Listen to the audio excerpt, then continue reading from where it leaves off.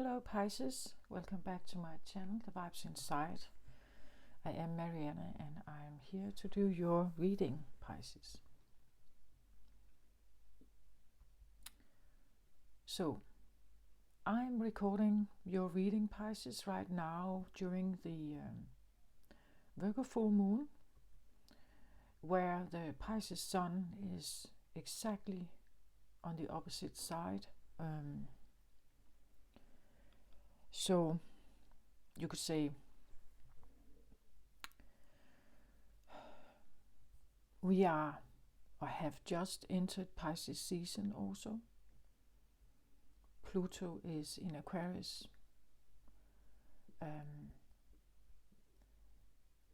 Personally, I feel like Pisces is definitely influenced perhaps from this full moon.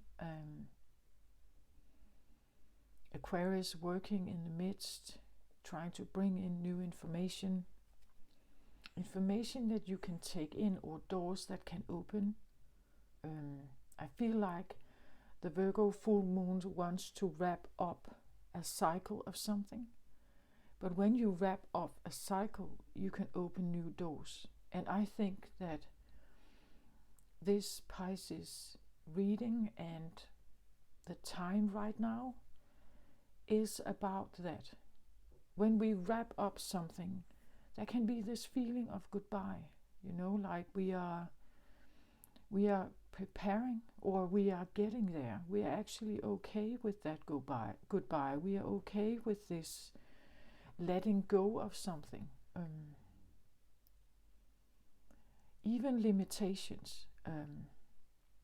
If you have a look at the Aquarius reading, in the Aquarius reading, I was guided to bring forth a message that has to do with whether the human mortal experience is real or is it a hoax? Is it just really a hypnosis that we live in? And for some reason, I get that in this reading as well. Maybe not about that state, but that Virgo could kind of want to get out of one kind of hypnotic state that it has been in, liberating itself from like a hypnotic state that has been directing Virgo. So everything you did, everything you thought, every reasoning you had, every good deed you believe you've made, and so on, that it has been in a hypnosis in some way, and maybe wanting to leave that, or questioning it. I'm actually asking in the Aquarius reading if we are all, like the entire globe, everything, not only humans, animals, the grass, trees, that it's one big hypnosis, that we are in some kind of simulation with a particular voice that directs us, and it has a certain message that overrules everything else that we may intuitively feel, or that we may instinctively identify with. There has been like a ruling voice, something like that.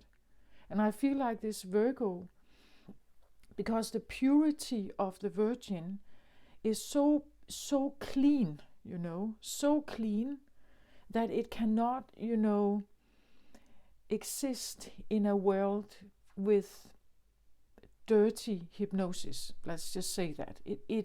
I feel like it's like this, the Virgin here, and the purity of the Virgin is so clean. It can allow us to look through some governing voices, perhaps. So let's have a look at the cards. Let me know if you think there's something like that resonating in your life at the moment.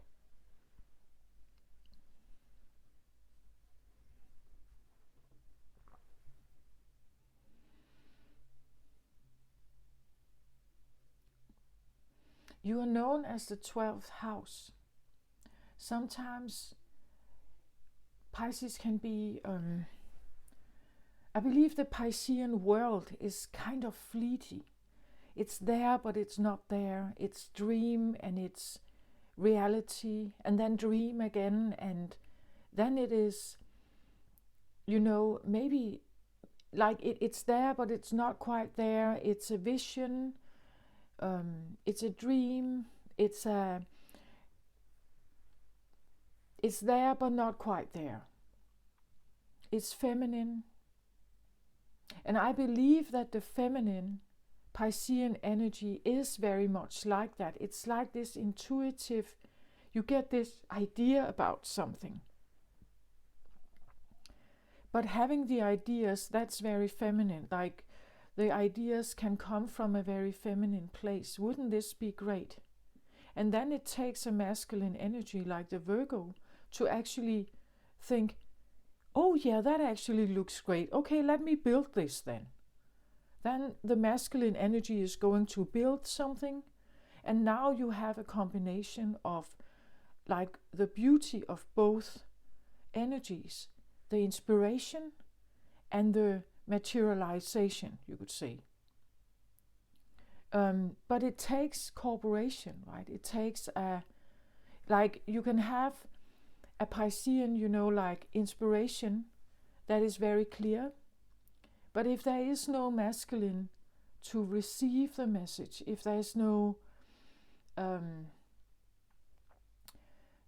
doer that wants to take action, or again, that the doer has been in some kind of hypnotic state where it cannot listen to other input, then these energies are not working together, right? So I have something like that here, I feel like. The portal keeper. Yeah, it's like, I actually get, it's like the portal keeper in this case. It's like an obstacle. But the portal keeper can be, well, it's a protector maybe. I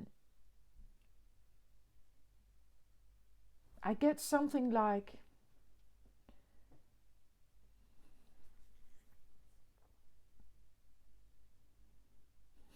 I feel it's a little bit like on the other side of the portal keeper is something very particular here.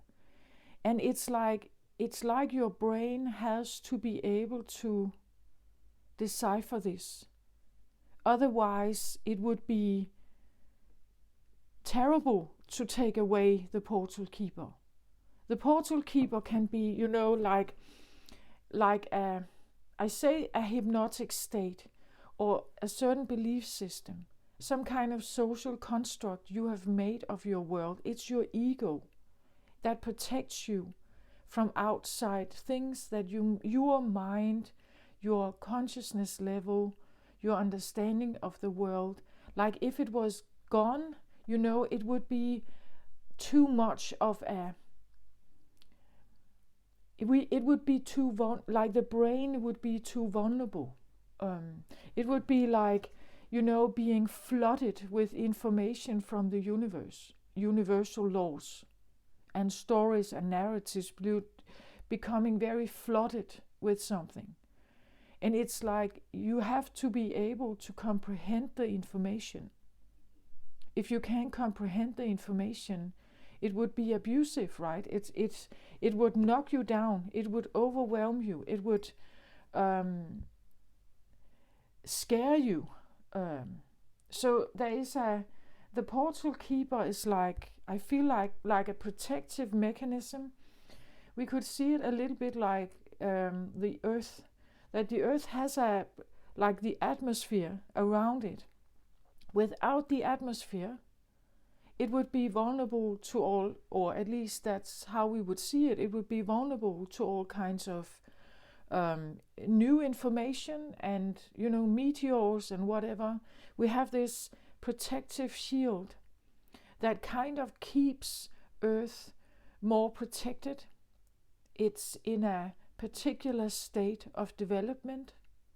And it needs a sense of outer protective layer to shield it from, when it's a little bit like a child. When you have a child and you're feeding it with a lot of, adult information and adult decision making, it's like the child is not quite ready. The brain is not ready to take in all this new information. There can be an adaptation state, which we call childhood, where we become older and older, we understand more and more, our brain develops more and more. Eventually we become an adult, young adult ourselves, and we can juggle more information. We can juggle more even harsh truths also. And it's like,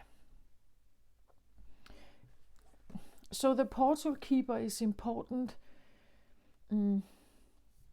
when something is not ready. Like when something is not ready to hear some kind of truth perhaps, or to face the music or whatever we want to call it.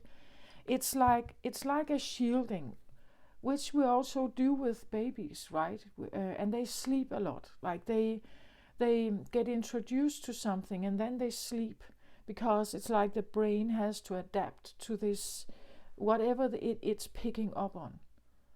And children up to the age of 5 and 6, 7, they are said to have a very open brain. Like they take everything in without filter, or the filter develops over time and the ego develops over time, like this protective mechanism to help us maintain a certain development state still, where we are adapting to the world. So I get something like, when something is ready to hatch for the next development level, the portal keeper will walk away or disappear, or it will change. It doesn't look the same, it doesn't speak the same, it maybe even fully disappears, right?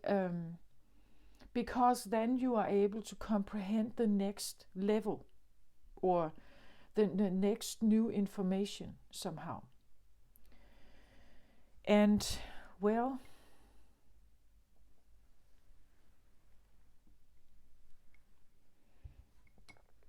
I've always talked about Pisces is known as the fish. So it means that from the water signs, this is the eldest one. It has been around for most time. It's the elderly, the wisest sign. Pisces is said to have lived all the other zodiacs.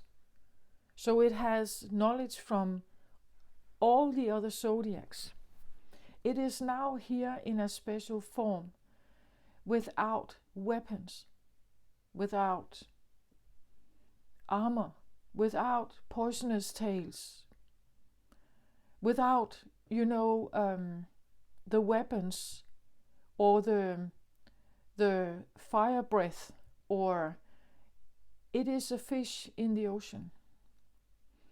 The only thing that it has that can protect it, you could say, is a slipperiness and speed, and combined with this very intuitive and very sensitive, you could say, nervous system, or scanning ability that Pisces may use, because it's the only thing that can help it to get a feeling of the environment. Is this a safe, beautiful place for me to be? And if it is, well, then I'm looking for food, and I'm doing my stuff.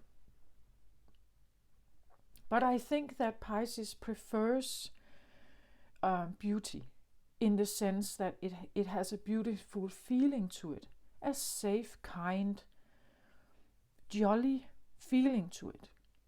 And if it somewhat changes, then Pisces would like to leave. It would like to leave, I think. Pisces would prefer the more kind and, as I just said, more jolly, more happy, the beautiful sunshine. And you could say, well, I guess that some Pisces take up the endeavor of trying to swim against the stream to test themselves. But mostly I think that Pisces swim with the stream. It's easier, right? It's way too much effort to try to swim the other way, and it's not,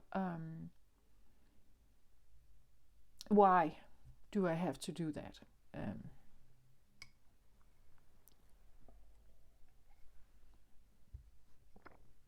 So if something seems bigger, more aggressive, it clearly has maybe a more power. Why should I try to wrestle with that? It wouldn't make sense. I think some Pisces try. They will engage to see if they can overcome something, or prove a point, perhaps. But otherwise, I really think that Pisces is looking for creating, if possible, a life that soothes them the most. So jobs that are conducive to their well-being.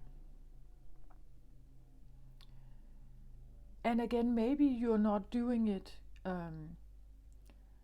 first thing in life, because that's not what we are taught. Like, we are taught to go to school, we are taught to engage in sometimes environments that are maybe not that advantageous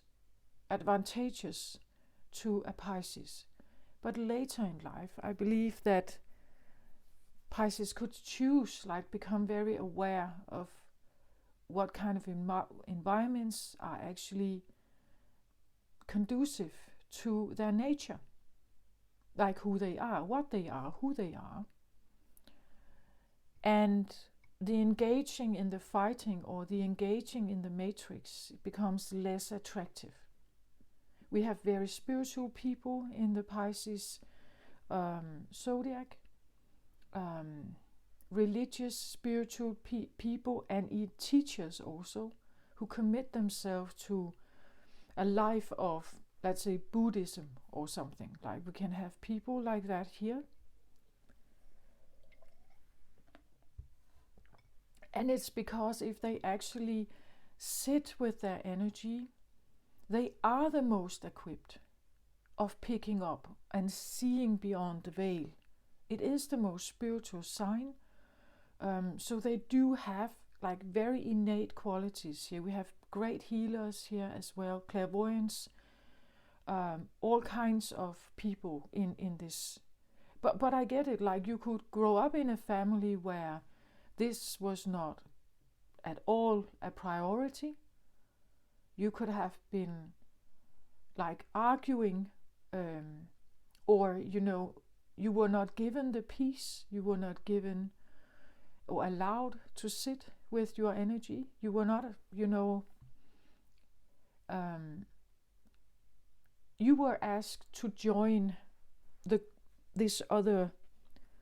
As I said, there could be this feeling of a hypnotic voice that has been governing your life, that you are feeling clearly now that you're saying goodbye to, perhaps. So the portal keeper can be this one. As I said, it's like this governing voice, I feel like. Because it is there as a protector, but it's also someone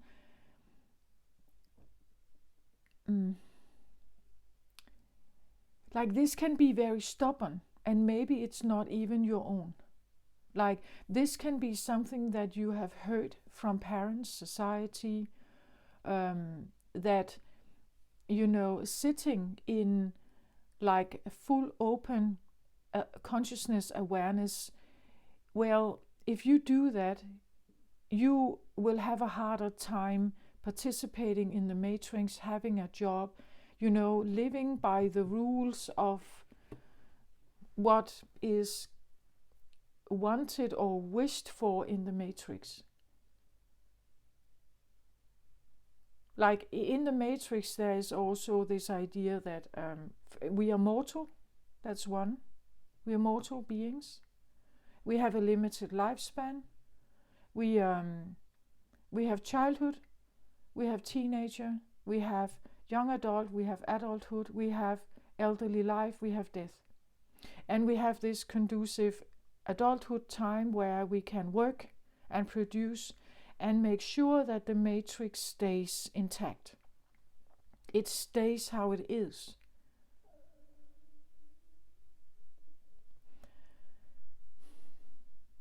But I'm quite sure that there could be Pisces people here who are not necessarily wanting to follow the rules of this. Like, they can feel the stream that is like pushing them in a direction, but I think that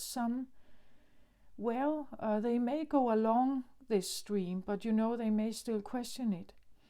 We could have people here who never marry, who never get family, again, because they may choose to devote themselves to a spiritual life or a spiritual job or something. Because this voice is bigger. The spiritual voice is bigger than the stream, But not all people have that. Some people, they live in the stream. They have no spiritual voice, or they don't hear it. They ignore it. Then it's because the ego, the protector, is bigger than the urge to go beyond. The ego voice is bigger than the spiritual voice or the intuition.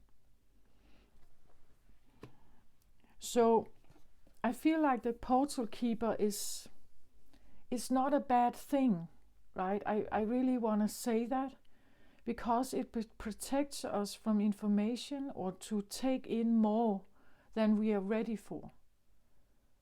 And here I really want to say that this is different for all kinds of people. But if you are quite emotional and you're as a child, if you're an emotional, sensitive child, well, you may not like certain activities as much as an Aries child would. Like some would be ready for that activity and enjoy it, but others would cry in it because it feels too heavy, too much, too dense, too harsh, right? So this protector is like I feel like it wants to surround us with like a protective mechanism to keep us developing at the pace that we can, as much as we can, right? And then it's whether the outside influence is like takes over.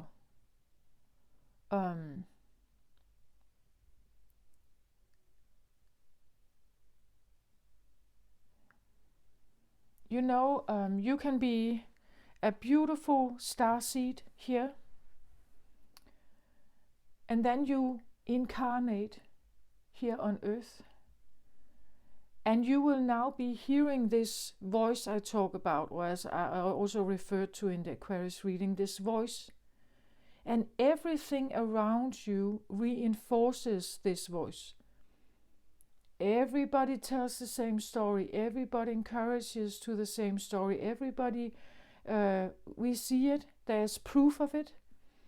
So if you have a different thought pattern, if you feel like you know something else, it's like you are one voice against trillions. How do you prove your point, and how do you like go up against that? If the gatekeeper are all these 7 billion voices, how do you like pass that? How do you open that gate and allow you to be the only one who thinks differently?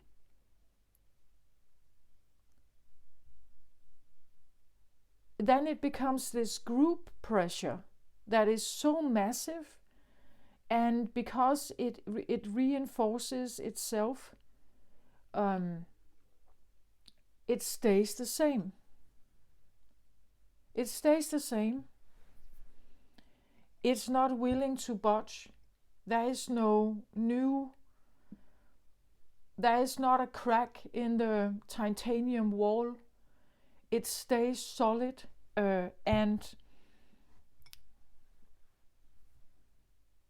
it doesn't allow for new to come in, or secondary opinions, secondary thinking, alternative ways, or alternative, and if that voice is so big, then eventually maybe your voice dims down.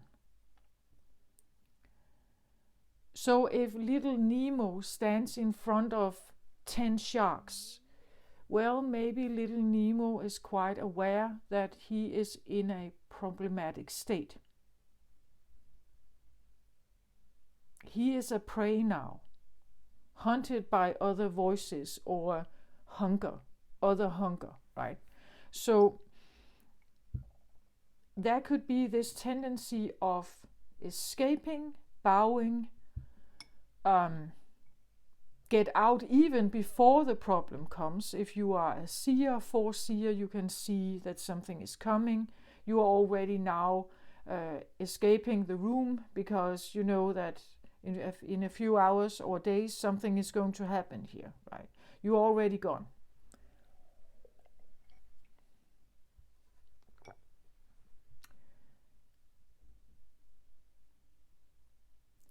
This voice here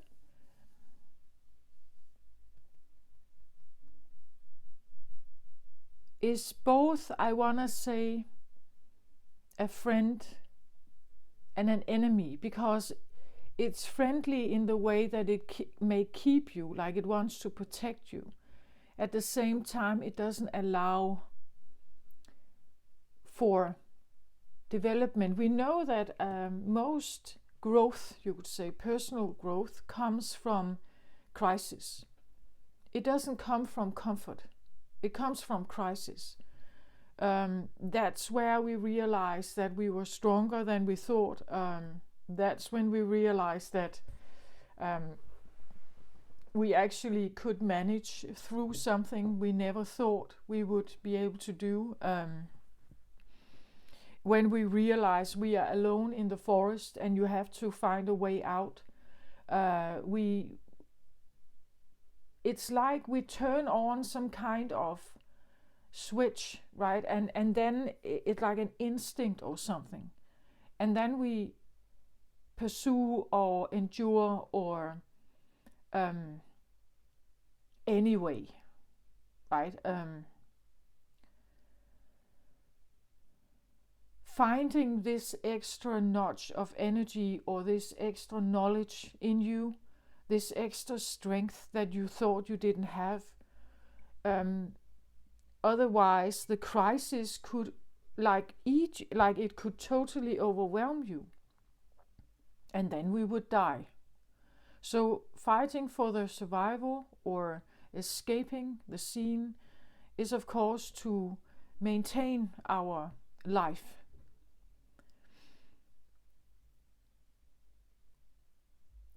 If we are up against something very, very big, you can have a look at the Capricorn reading and the Aquarius reading if you want to know a little bit more of what I talk about here. When we are up against something very, very big, it's like And it's like our voice just seems like it evaporates. Like there's no room for it. It's way too small. It only takes up a very, very little space, and everything else is something else. So it gets overheard, overlooked, criticized, thrown out. And even you too, like if you insist on this, you may be considered this black sheep, the rebel, the one that hasn't, an idiot, stupid, doesn't understand what's going on. Someone who is a rebel without a real cause, someone not to be considered, and getting ignored or even thrown out. I think our brain does this all the time. Like it scans for all kind of thought patterns. And those that are most conducive or most suitable for the environment and what happens, we choose those thoughts. We listen to them. Not maybe the intuition, not maybe other instinctual calls, maybe not, and we don't allow for another truth to come in, especially if this is very strong. Like if it's a big ego here, then we are not allowing for something else to have access, especially if it's very big, like a lot of knowledge here. It's like, this guy, he would allow perhaps for a little Pisces to have a little antenna at first, just a little one, just a tiny little one, so that it allows maybe to have a little information come in. And then when the Pisces child becomes a bit bigger, then it will have a little more antenna and it can hear a little more. Eventually it will have more antenna and more and more and more. But this guy here, he stands here and makes sure that you are not overwhelmed, that it's going to be in the right pace. It feels a little bit like a guardian angel. Also, the ego can be seen a bit like that, I feel like, but sometimes the ego takes over and controls everything. I want to see him a little more like a guardian angel, like when you are ready, like he looks at you, and he's considering, are you ready for more here? I am considering whether you are ready for more. If I'm not sure that you are ready for more, I won't let it in. Like I'm looking at you and seeing if you are ready. And the more I open, the more information come, or the more clarity, as I said, psychic gifts even. So this is like a portal keep. It keeps up a portal to, or it has the key, it decides when to open up for something. And there has to be a readiness, even a consciousness level, a comprehension of information, needing to be able to comprehend what may come to you. And also how to judge it, because humans judge. We judge all the time whether it's safe for us or not. If too much information comes in, it feels like a tsunami, we would probably want the door to be closed again here. We don't want the information if it overwhelms us. So this guy is important, the portal keeper. He won't allow it in unless he is pretty certain you can manage it. Otherwise, well, you would probably go crazy, have paranoia, maybe kill yourself,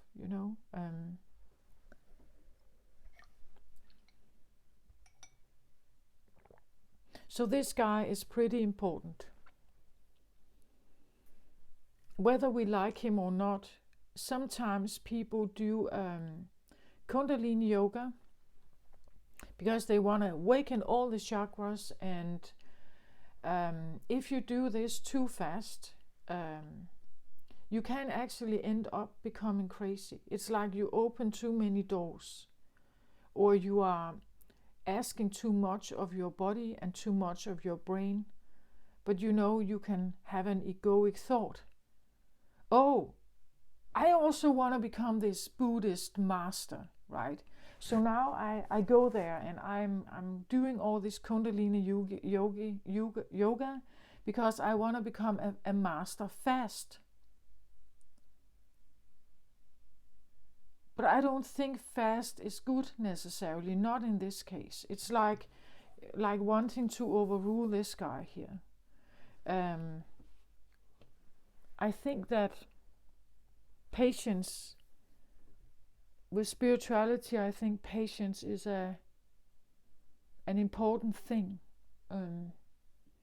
because everything outside, like everything from the cosmic realm, is not human.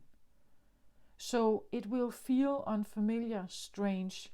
It will question your entire existence and being. It's asking you to understand different laws, living by other rules than you know, that you have heard here on earth. It goes against the news. It goes against other ways of thinking that is currently maybe the hypnosis of the human mind, human condition here. So if it becomes too unfamiliar, it can actually make us crazy. Like we will have a very hard time dealing with life here. Maybe not being able to work. We will not be able to take care of family. We will not be able to have a human life. We will be rendered useless. Like you could be locked up, or you could be locked up. Maybe not locked up, but you could, from well-meaning family members, they will put you in a home. They will say that you like a rehab home, a rehabilitation home, or some kind of living facility for those who are mentally ill. Because when they are in that state, they are not like humans. It's like they are outside of human thinking. They act differently. They don't take care of themselves. A human outside would look at them and say, but they can't even take care of themselves. They can't take care of their children. They can't work. So now they are, it's a disability to the human race. But what if they have actually just opened the door up, and there's full access to something here that they are now connecting with more than they are connecting with the human life here.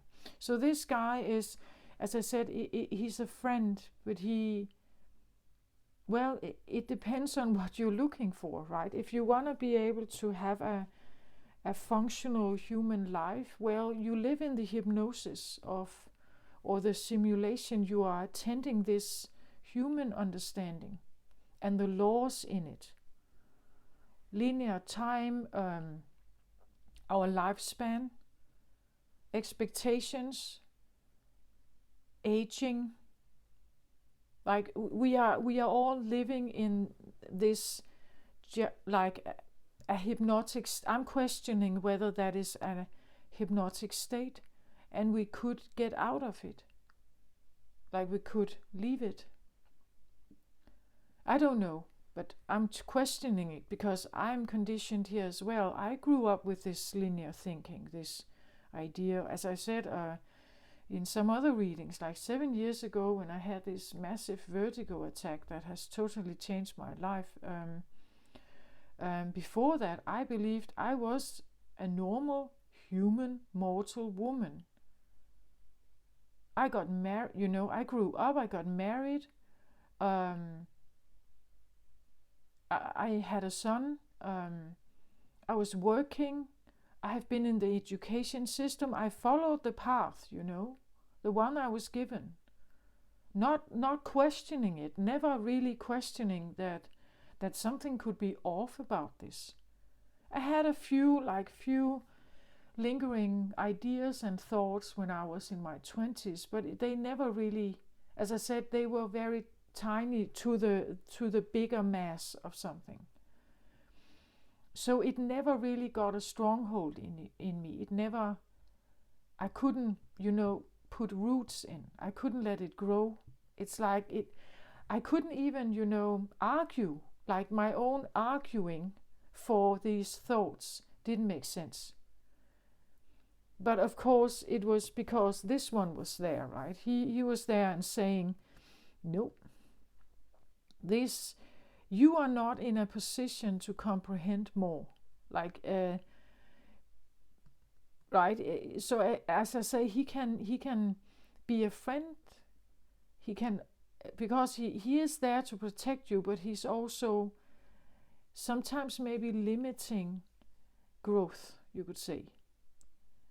So just become aware of this guy, like that there's a maybe, and you can argue with them, like if you're considering that your ego is a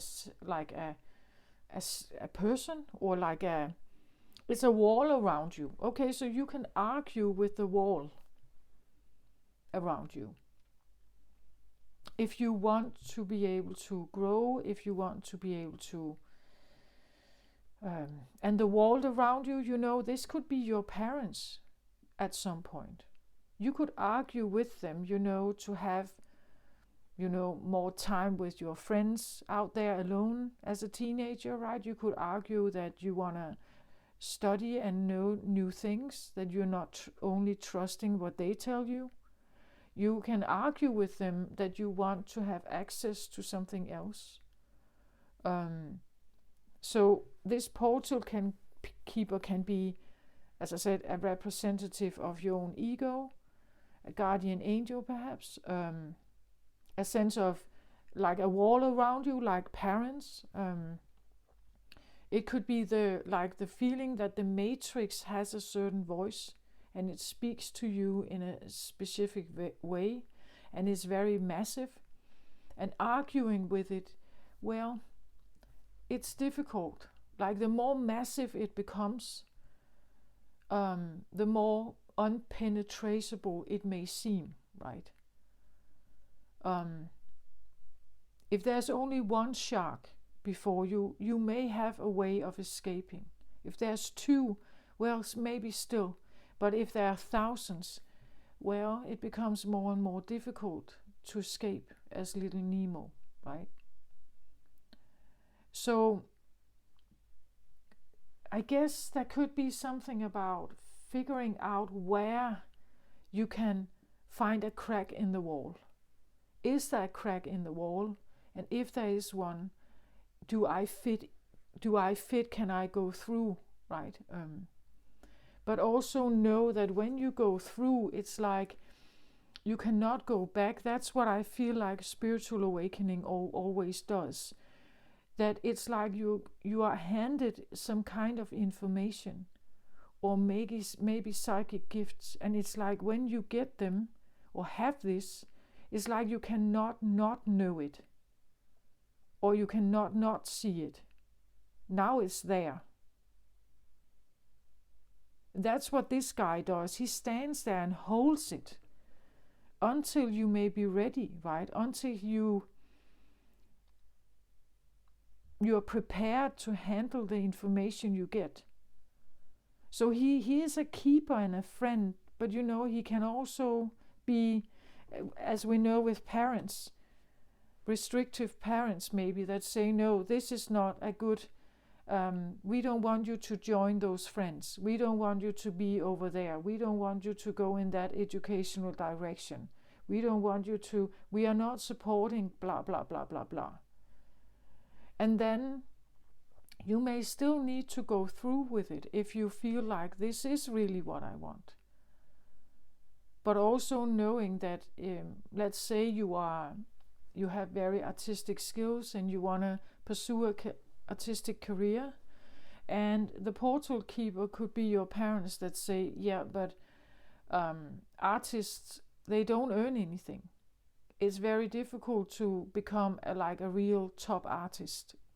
As a singer, a writer, a painter, a dancer, whatever, like the opportunity to become very successful and have a good life, and that usually equals money, that is small.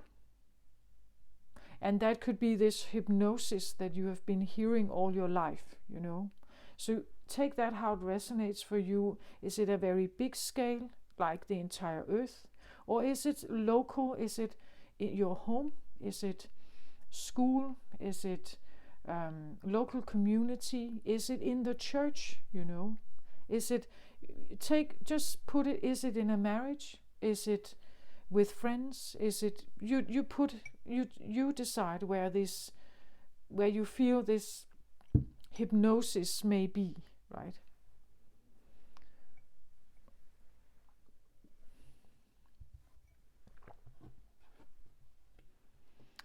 So I have Four of Pentacles here. Four of Pentacles is a card that usually talks a bit about worrying. Worrying to have enough. Worrying to, again, have enough money, right? Worrying that, and that could be what this is. As I just said with parents, they can say things, and it can be with no ill intent. They are saying it to guide you. They're saying it to help you. They are maybe hoping that you could have an easier life. Choose a different education because then you are more safe. You will have more money. You will not suffer, or you will not, starve or something. That could be what this represents. Do this, then, and it comes from a worrying place, a place of this. It's in the root position. So this can talk about the roots. So this message, it comes from a root position of worrying, of lack, or lack mentality. Well, most humans here on earth, we come from this. Some kind of starvation. Some people are in it every day still. In Africa, people many choices that are made every day comes from this place. It comes from a worrying of not having enough, not being secured, feeling maybe a bit unsafe, or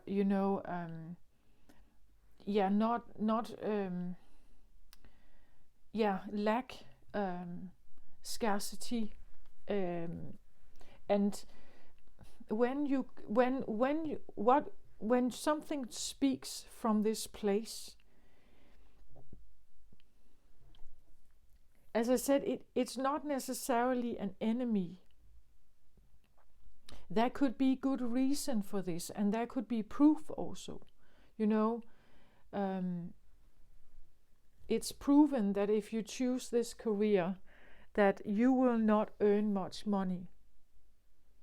If you choose to go this way, or you choose to live in that area, it's proof that there's gang crime, or it's proof that there's a high crime level, or it's seen every day. We can see it in the news. We know people who live there. We know people who have pursued this kind of job, or even they have had this for a long time, and they are they don't have much. They live in very small apartments. They have a very struggling life. So the worrying, this is a human condition, I believe. This, we all to a certain extent have this. If not about money or food, it could be about war. That If you say out loud that you are, let's say, that you are Jewish in a certain community or in a certain land or country, it could come with a worrying here, right? Because, the Jewish community has been experiencing some great losses. All kinds of civilizations and countries and nationalities who have experienced war and loss and genocide, perhaps, or, a sense of losing your entire village, or every family member was gone, or an accident, a plane crash, something that, if you have had family members who were in a plane crash and you lost them, you could have this idea of saying that, go by train or boat instead, right? Don't use the airplanes. It's not safe, right? So I think you understand what I mean. It's like if the voice that comes from here is based on some kind of worry here, some kind of worry. So, and I feel with this Virgo full moon, again, it's a wrapping up of something. And so there could be this feeling of wanting to wrap something up, like really, okay, I'm done with this, and I'm embarking, I'm ready, I feel like, to embark on something else. But then there is something in you here that is still asking you, are you sure? Are you sure about this, right? So now it's here again. Are you sure about this? Are you sure that this is something you want to take in? Are you sure you want this to have an entrance? I think I had that with Scorpio reading also. There was something about Taurus also. Is it waste of my time in the Taurus reading? For Scorpio, it was something like, do I want what and who may enter, right? What and who may enter here? Because it could literally bring something, it could bring something great, right? But it could, and that's what this guy, he says, it could bring something great, but what if it's not great? What if it's not great?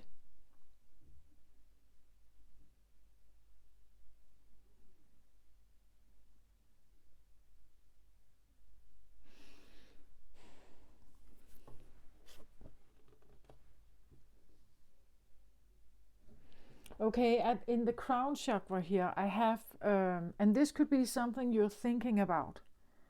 It's on your mind. This is the new way forward, the new path you want to take. It talks about earth magic. It says fearlessness and removing obstacles. So fearlessness and removing obstacles that could prevent fearlessness. Fearlessness means that you have no fear. You're not afraid.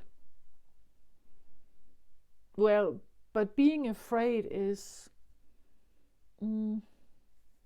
part of the human state, isn't it? Not to, like not being afraid every day in that sense, but it's kind of in there somehow. It may not be something you think about every day, but it's still there. For a sensitive feminine water sign, I'm pretty sure there's something there.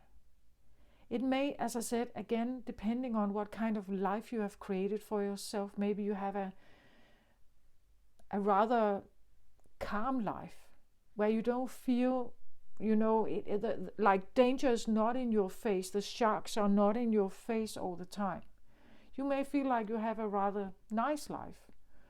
There are good friends here, a great support system. You feel great here. But embarking on something new that is asking you to release all fear here, or at least not move forward with fear. There could be this thing. Is this? I hear, is it even possible to not feel something? Because if you don't have any fear as a sensitive water sign like Pisces, it means that you should totally and utterly almost disregard your scanning system. That the scanning of the environment is unnecessary. It's unnecessary. If you have no fear, it means there's nothing you're afraid of. It means that nothing to be afraid of. There are no danger. Someone is playing a flute here I don't know if it's outside. I don't know if you can hear it, but so I don't know if this is part of a message, that, and the flute can be something about voicing something.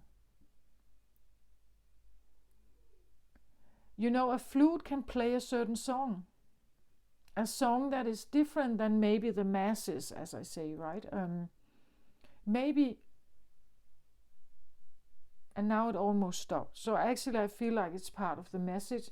The fearlessness here could be something about speaking something, saying something, singing something, writing something, maybe painting something, I don't know, but something that crosses a line perhaps, or something that is taboo maybe, or something that is not, something that society favors.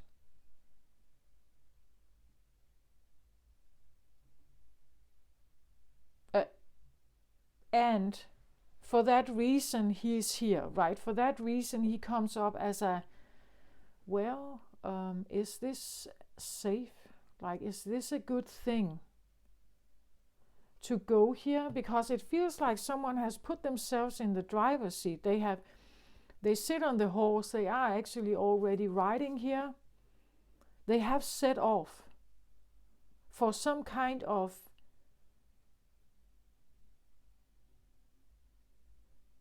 like it says fearlessness, and it's interesting that this is this word, because I would say if why even use a word like that? It's like if there's fearlessness, fear doesn't exist. And what's the opposite of like non-fear? The opposite of no fear is freedom, I guess.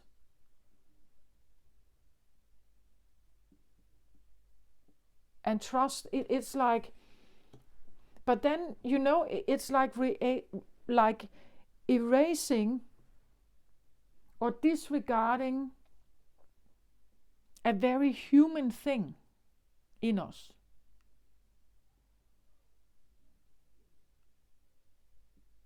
Like feeling utter freedom where fear doesn't exist. It's like it's erased from our awareness. Some would say that is a naive state. It's the state where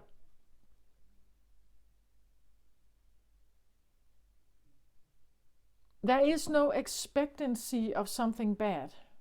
There's only an expectancy of something supportive.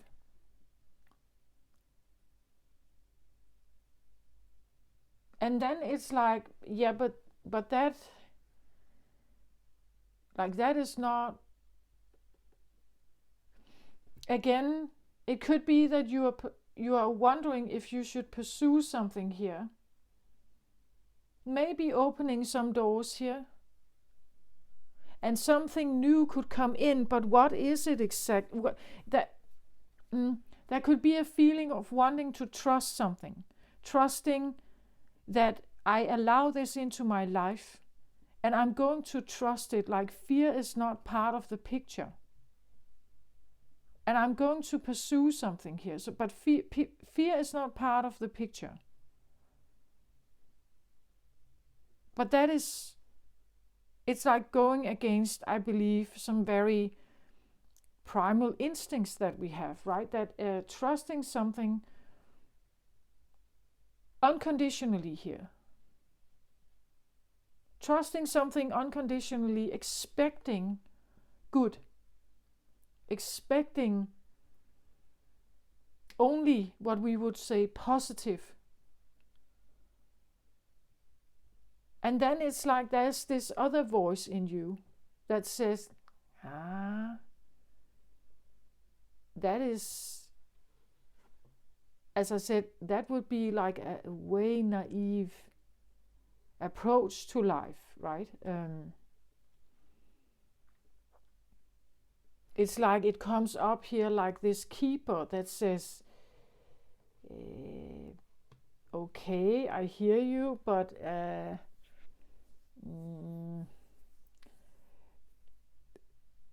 I'm not sure I can allow that, right? I'm not sure that, I'm not convinced. I feel he's not convinced here.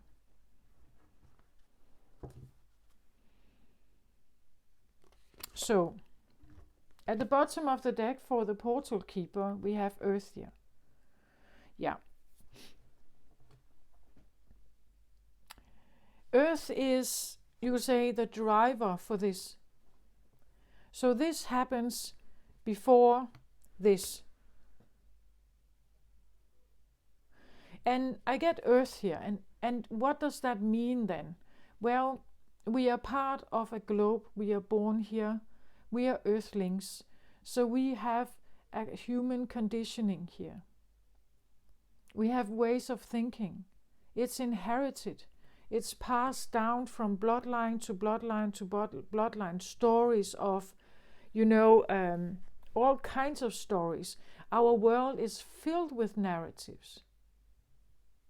Current ones and old ones, old Egyptian histories and the pyramid and disasters, the flood, wars, epidemics, meteor strikes, all kinds of stories are here. And then there are, of course, those we hear in the news every day. Riots, the coronavirus, all kinds of stuff. And every time something big happens, it may influence the entire globe. It may, like the coronavirus, suddenly everybody became very frightened. People lost their lives. People saw with their own eyes what this virus could do. People believed they were in danger. So this became a very real thing for us. We had the vaccination programs and so on, but you see, it's part of it's what the earth is. Like it's a place where something very particular is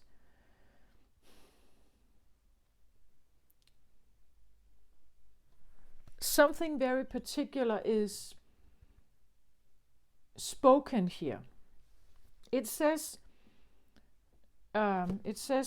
nurture earth, nurture nature. And this makes sense, right? Nurture nature is also a sense of nurture your core, nurture your heart, nurture your life source. Like make sure you nurture or secure, you could say, what is like the innermost vital part of you. So from that position, of course, it makes sense that there is a voice here that says, we would say that this is the core that we could, if we say that this is like the core center of Earth, that would be maybe here, right? And then there's someone standing here that says, no, I'm not sure I'm letting something in that potentially could danger like my pure existence here. As we know with our globe, it's like we have this, the atmosphere around us, like this protective layer that is a guardian, you could say, for the Earth. And because we are Earthlings, I guess that we are just a mini version of our planet, right? That we inherit these traits. So we also have like an aura or something. We have like an ego protective mechanism around us that only allows certain things. Even our immune system is like that, right? It's like a protective mechanism that is supposed to help us in some way, to guard the innermost sanctuary of our heart.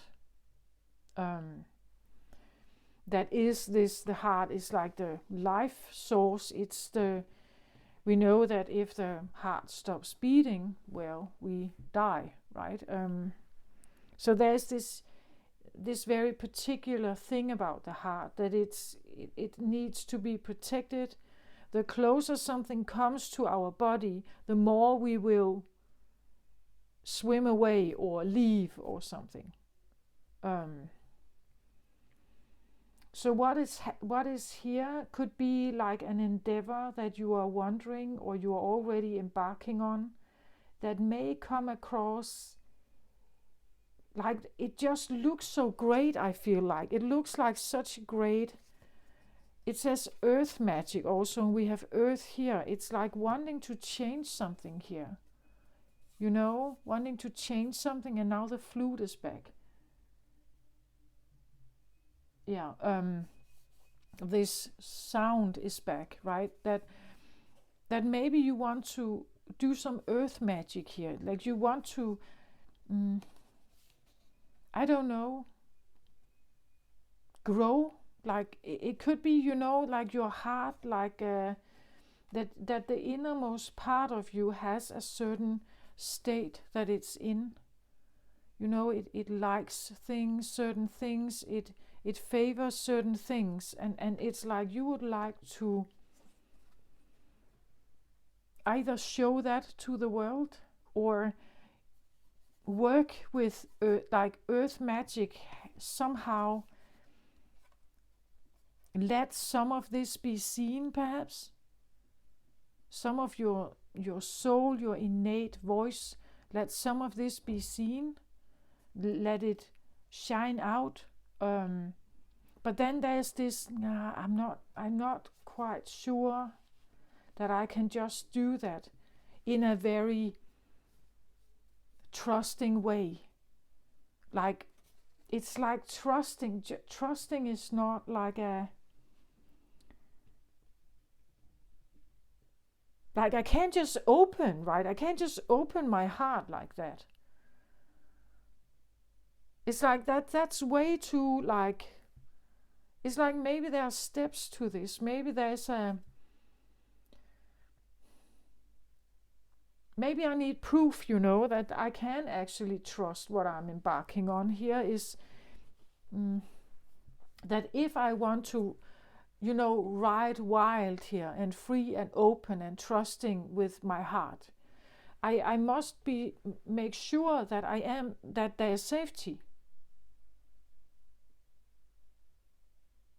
Maybe you would like it, like you would prefer to have just like these very, and I use the word safe, but it's like in your world, I really feel like that fear doesn't even exist. Like it's a thing that is not there. It's like, I feel almost like wanting to have heaven on earth, like dreaming of a fearless environment where fear, it doesn't even exist. Then you could totally just be who you are, right? You could just let everybody know what you are, and just open your flower. You could just be like, what's that called? Fully expressive in your way. For little Nemo to swim in the ocean without thinking about any sharks, without thinking about any danger, how exploring that would be, how exciting that would be, how amazing that would be to just swim here. And I know that I'm safe and everyone else is safe. It's just this pure, beautiful water. We all coexist. There's no danger here. It's just adventure, right? It's just adventure. It's a smooth sailing life, wanting a smooth sailing life without these fears here, without needing to think about it, without needing to. But then there's this it's like there's this sense of doubt or questioning in your mind that is not either doable or it's not it's not quite doable. It's not quite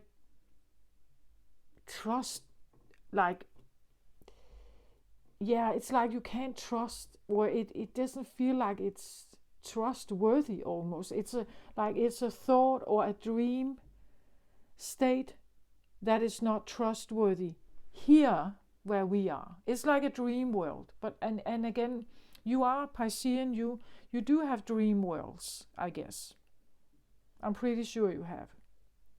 Dream worlds of an earth that is just absolutely magically, and it's nurturing.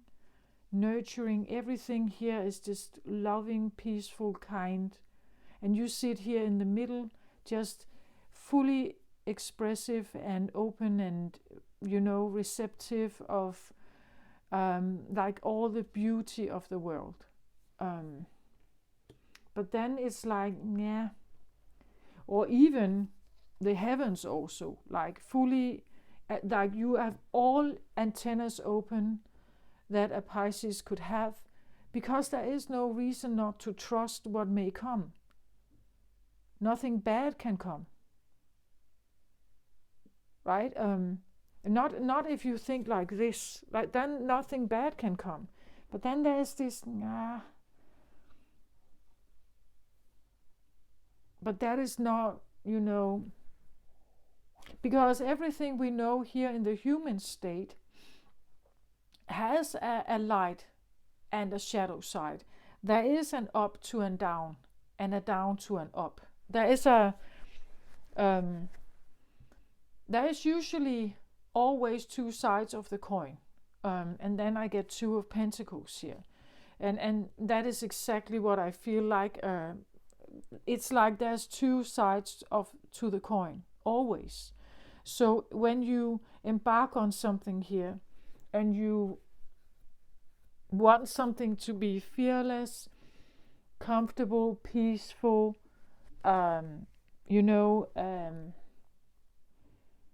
maybe the other side of the coin is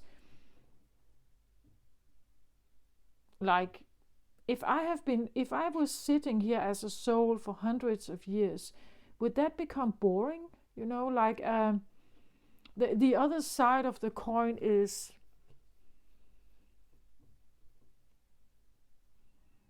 fear, but fear keeps us on our toes. Whereas if there is no fear, I can just totally relax, which is of course great for a time if you're stressed out, or you need a bit of time where you can just you can relax. But then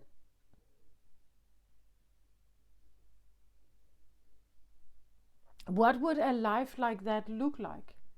Like, what would we could even talk about that this is about retirement. Let's say that. So now you get out of an environment that could be stressful or has required a lot of you, that was maybe very active.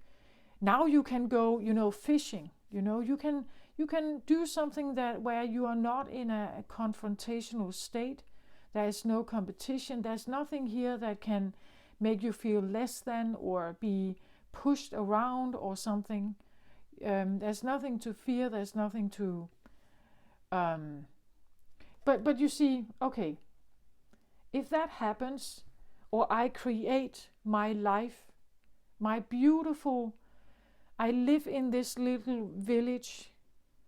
This little Spanish village, outside of everything, fully embedded in nature. I sit here in prayer and meditation.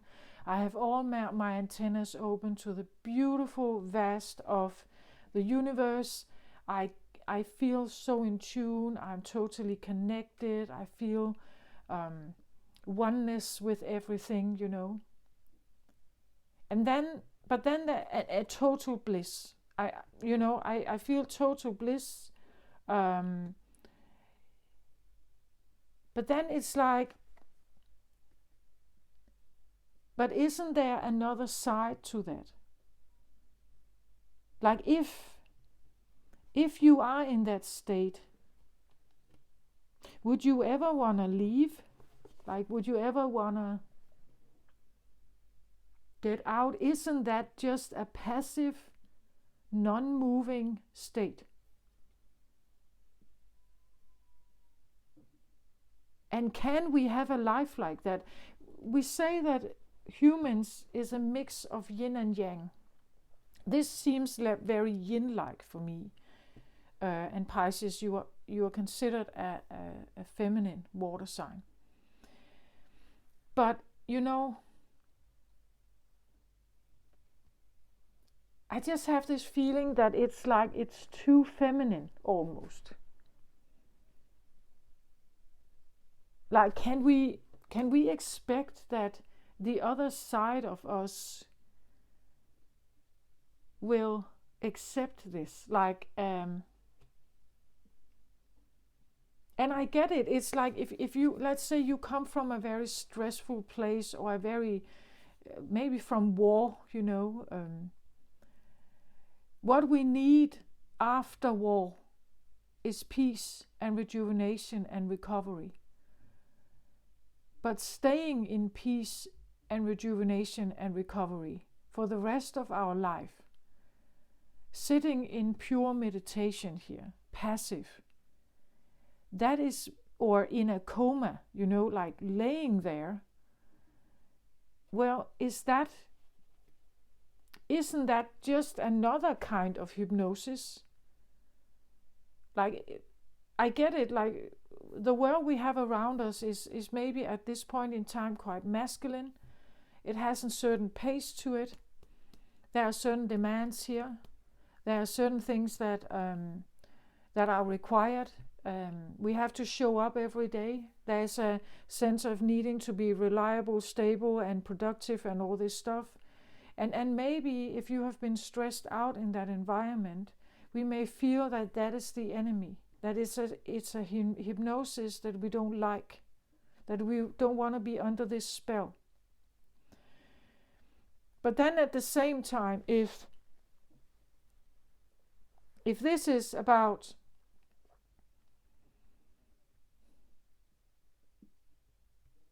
like sitting in this blissful meditation, intertwined with love, God, and everything, is that for a human? Is that a good state? Is that? I can see how this is. It's a bit like we need both, right? There is, as I said, there is darkness to one side of the coin, and there's also darkness to the other side, and there's also light. And also, like, as I said, it's like he's friend and enemy at the same time. It's like, yeah, we want it, but then when we have rested and we have rejuvenated and we have prayed and we have sit in bliss, we have relaxed, we have couldn't there be another side of you that now wants to engage again? Or even the Buddhist monks, I believe, well, they do sit in meditation, they do sit in prayer, they do sit in expanding their consciousness, expanding into higher philosophy, thought, the Tao, whatever they may be into. But then, after sitting there, I guess there could also be some kind of duties, something that just has to do with the monastery. Maybe there is some cleaning to be done there, or there is a specific ritual that they do where they offer something to the local community, or they make food in the monastery, something that is active in a different way than only sitting here like that. I don't think that this, for a human body, for a human existence, is like there is both sides to the coin.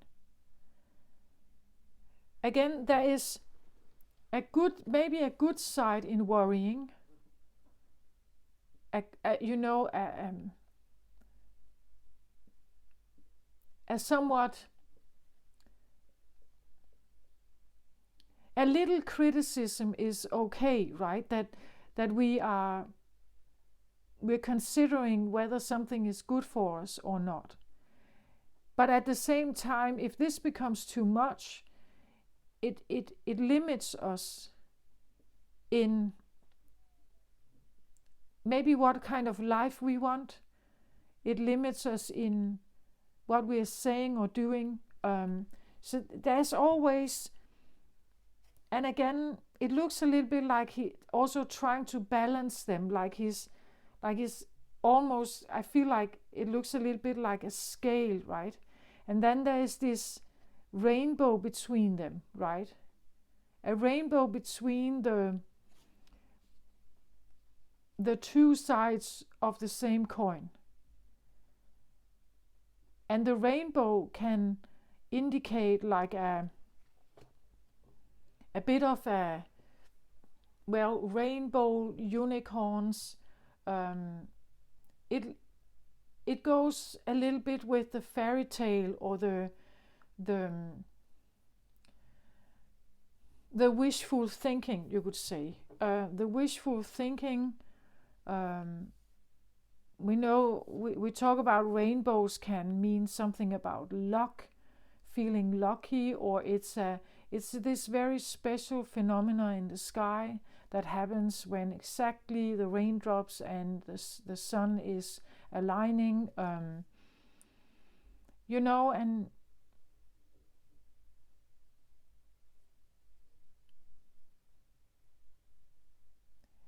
Two of Pentacles can sometimes talk about like a bit of an indecisiveness, whether you want to pursue one kind of job or another, or maybe one kind of education or another, or one kind of deed, I want to say, one kind of deed or another kind of deed. Again, if you are into religion, or let's say you are into Buddhism, and you want to pursue Buddhism, there can be certain rituals there. But if you stick to only one, then it's like, if I'm a Buddhist, I'm not a Catholic. But what if like, why do I have to choose? And are they not all linked with each other anyway? If I choose one, there will be certain deeds there. There will be certain ways of prayer and rituals and things you do if you sit in a Buddhist temple. If you, on the other hand, pursue a Catholic understanding and you want to become a nun or you want to become a priest, There are different ways, but they all somehow still link to a higher, a different, more otherworldly place. So one has one deed or one religious path or one text, one Bible, and another one. Well, they may not be quite the same. They may not speak of the same rituals, or maybe there's a certain behavior required here and another one here. But when it all comes down to it, it's like it's all just the same. Like it all is.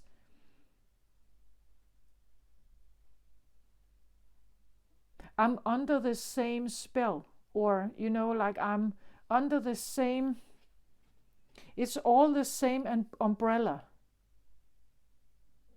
Like it's all the same umbrella, whether I do one or the other. Like it's the same umbrella. Yeah, it's like I'm governed by some kind of umbrella here. But which one? Which one is like the umbrella that I want to be the one that governs me? Or so again, I get a feeling of something about faith. What do I believe in? What is my,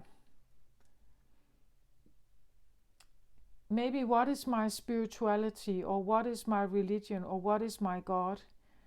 And if I pursue something and I want to pursue it wholeheartedly,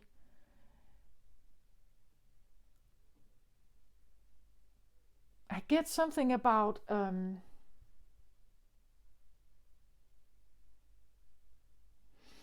like if we become, as humans, if we become too active, we can wear down our body. So too masculine, we can wear out the body. If we become too passive, it's almost like,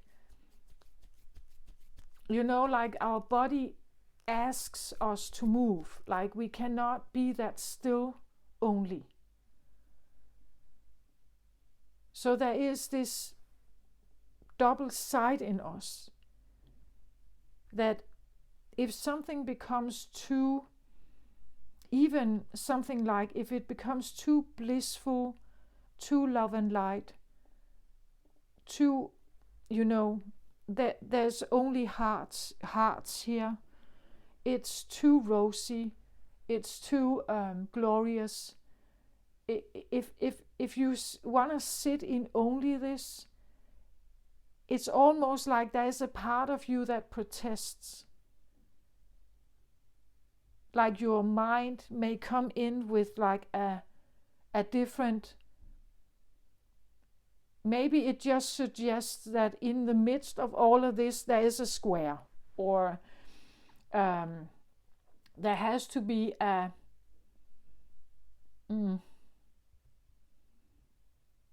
I don't know, a thorn bush, that there has to be something that is just etching. Like when you see the yin and yang symbol, we even in the dark side is the yin side, but there is a little white note there, or there's a circle of white there. And it's because it denotes that even in the most feminine, there is something masculine. And even in the most masculine, there is something feminine. So it's like we can't be fully only one. In the human existence, it's like it doesn't function like that. We do have some of the other.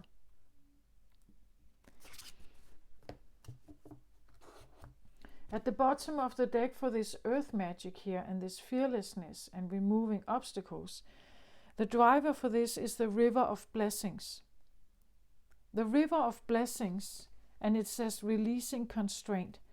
The river of blessings would mean that you sit in, and that could be exactly what I talk about. Actually, I feel like these go very well together, right? That you sit here in this utmost feeling of bliss and harmony and contact, and totally, in tune with the spiritual realm. You are utterly in the rivers of blessings here.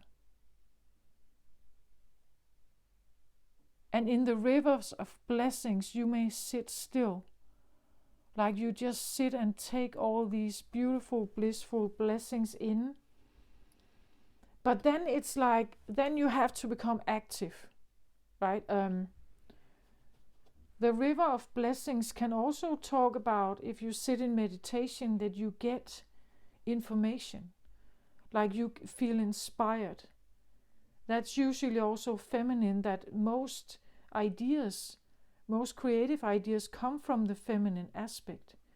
And then it's like the masculine part of you then now takes this, like it takes the earth inspiration here, and then it creates magic with it. It creates something in the world that is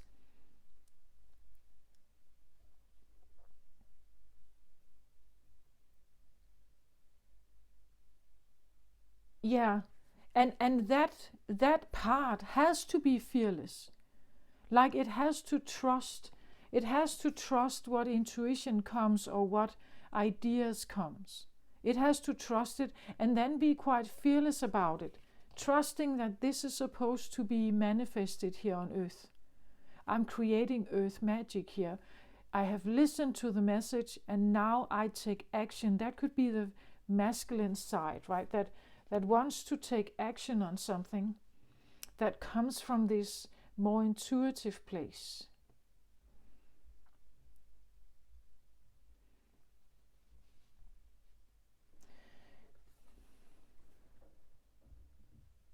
Also a place where like there is a connection, right?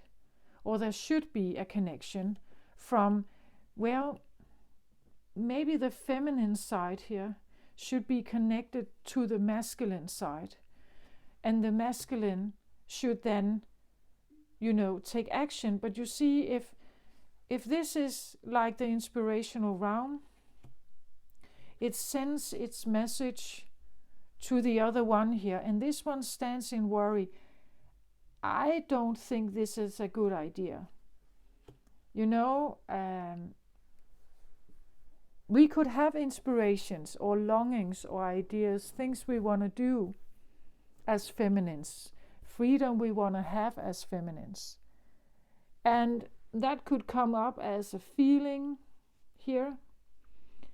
And then we think about it. Then our logical mind comes in. It's more of a masculine trait. And then it says, nah. Like I have been gathering more and more of your ideas here, but I'm still not feeling that this is a comfortable, good solution. But this can be exactly the problem, right? That you never get to create that magic you want here on earth.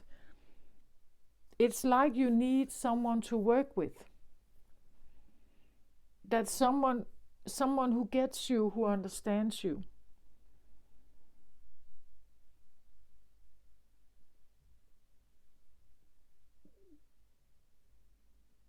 Who trusts that what you are saying, what is said here can actually be manifested. And again, I think this is a rather feminine trait actually.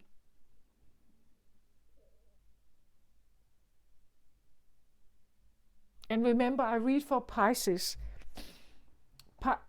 Pisces energy, you will always have more energies than only Pisces. So you will be influenced by other voices also, you could say, or other sides of you. For a feminine, very sensitive water sign, I get this. The inspiration, the ideas, the wishes here, they are here. It's your realm, it's the feminine realm here. But then there is an executor that needs to come in and, of course, like your inspiration. They have to like the inspiration and they have to build it here on earth. They have to build it here on earth. They have to become the one that executes it. So let's say that could be your opposite, like Virgo, which is a masculine earth sign. And we have earth here, right? So inviting for earth magic. And we know that Virgo is called the hermit, but also refers to the magician. So it's like we need maybe to send our ideas, and then they must be catched by someone, something in you perhaps, that is more masculine, that can actually execute this idea you have, or this wish to maybe create heaven on earth, a fearless place.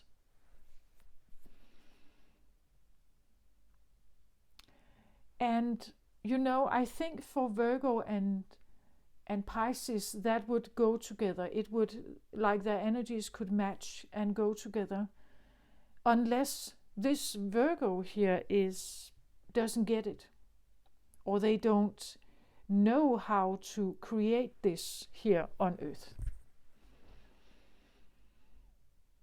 They don't see that if I go out here and I present this idea you have here, then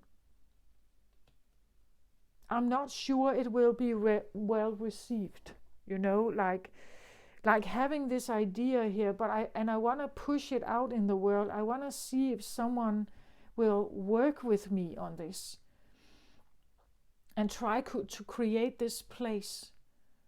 Maybe just, just by starting to create it in your own home, then maybe, a village. But it takes someone who believes in the idea or the ideal. Like, it takes someone who is prepared to listen, who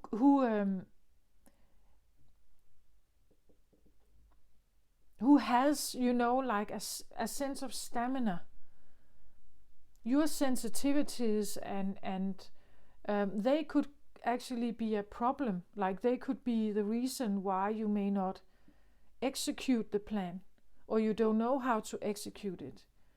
Because if you want to come here and say, let's have peaceful coexistence in the world, let's go out and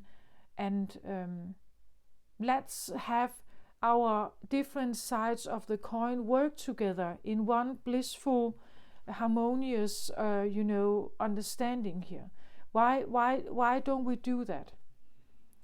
There could be a worry that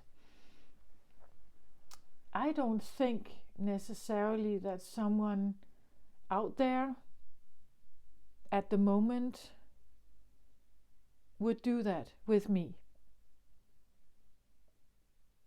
Right?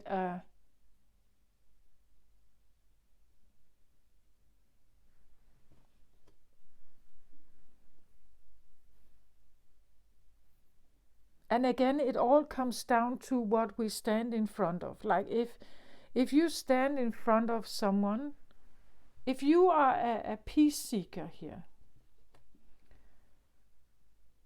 who is looking for this kind of earth, a nurturing, caring, blissful, harmonious, beautiful flowers, so much love in the air here, and you stand in front of someone who is driven by power, who is driven by maybe material things, who is driven by like hierarchy. Like, they wouldn't open the door for someone who says, let's coexist equally beside each other in beautiful harmony. Like, and again, it could be the feeling like the earth is not ready for this. Like, it's like the voice here, the hypnosis that we are in, it's like we are not, it's like people will not listen, right? They are in the hypnosis state of something where we do have like we have hierarchy here. We have master and servant. We have leaders and followers. We don't coexist in peaceful harmony. There's an understanding of leadership and power, and then there are the followers. We can all not be leaders and exist at the same time peacefully side by side. That is not but that could be what this is, that there's a sense of like peaceful coexistence with each other. Everybody is their own master. Everybody has their own autonomy. And they can stand fully in that because there's such tolerance, such understanding, such telepathy between each other, and such love and such beauty. And that kind of life would be preferable to you, right? But there could be others here on earth who do not seek that. They seek the hierarchy. They want to maintain the levels of master and servant. They want power. They're power driven. They're money driven. They live in, and they are totally embedded in that. And as long as the world is very, like that voice is so enormously big,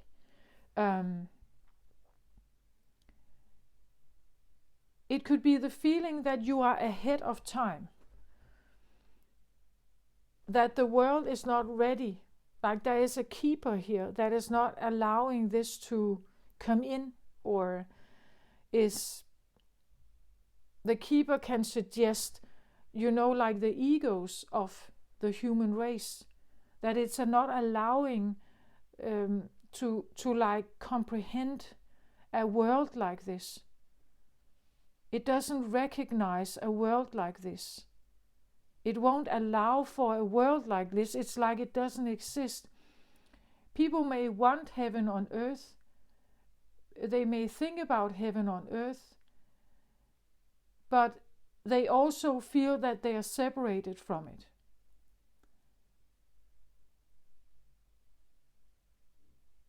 Right? They may dream of it. They may want it. But it's like it's not here. And what does it even mean to have heaven on earth? If you ask a fire sign, they will tell you some kind of story. If you ask Pisces, a water sign, they will tell you some kind of story. If you ask an earth sign, they would tell you another kind of story, what they would prefer to be here. Like the bliss or the nurturing nature here is different depending on whether you ask a fire sign, a water sign, an air sign, an earth sign. They would have different priorities here. They would be looking for something particular. And this coexistence with each other is like maybe we're not ready, or Earth is not ready, or even you yourself here is not really ready. Or at least you could be questioning yourself. Something like that. It doesn't mean that you can't attempt to have yours. Like you can attempt to have your own without needing someone else to work with you. You're not dependent on someone else to work with you. You can create your own inner world. You can even try to create an outer world also, depending on what kind of job you choose, or what kind of income level you need. This depends also on where you live and how expensive that is, or inexpensive. And again, what deeds are you involved in? And is it ruled by something? Is it ruled by let's say, the Catholic Church has certain ways of thinking, and the Bible dictates certain or says certain things, requires certain behavior. So what are you,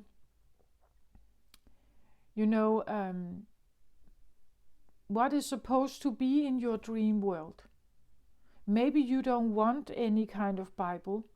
Maybe you want like a totally open way of wanting to embrace the cosmic realm, the spirituality. You want to design it your own, perhaps. You don't want anyone else's idea of heaven on earth. You want your own. And you can create from that space. You can have an inner world like that. And then you can, you can design your home accordingly, or you can raise your children in a special way, or you could have animals around you. You could be very much into the fairy realm. I don't know, but nobody can tell you not to have that. Like, that's all up to you. Whether it can be part of your work life, whether you could have a partner that is willing to understand this about you and what you need, perhaps, that's another thing. Because then you are now dealing with something outside of yourself, something that is not you, perhaps. Or it can respond. It can respond with worry. Like, it can again, as I said, like if people tend to visit or be in their dream world more than in what we call reality, human reality, then we are getting worried, right? We're worried about them, because then they can't participate in this world that we somehow are relying on, that we must participate in this reality. But it could be much, much happier. It could be much happier in here, right? It could be more fun. It could be more blissful and peaceful and safe and everything. But again, other people may not understand it.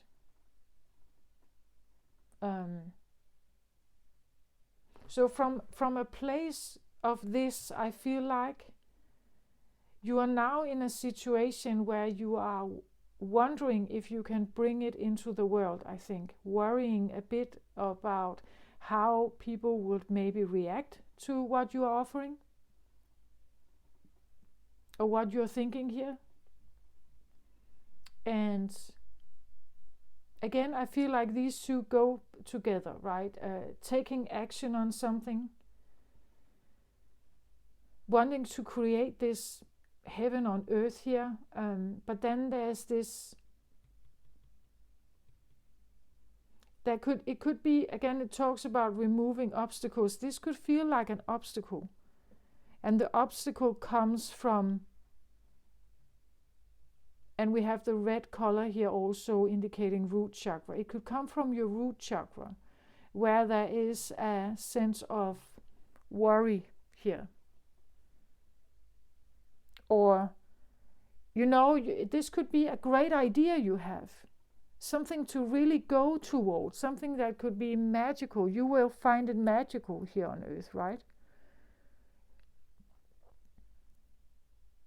Doing something magician-like here, and you want to pursue it, right? But then there is something here that is kind of stopping you in some way. And it all comes down to a worrying whether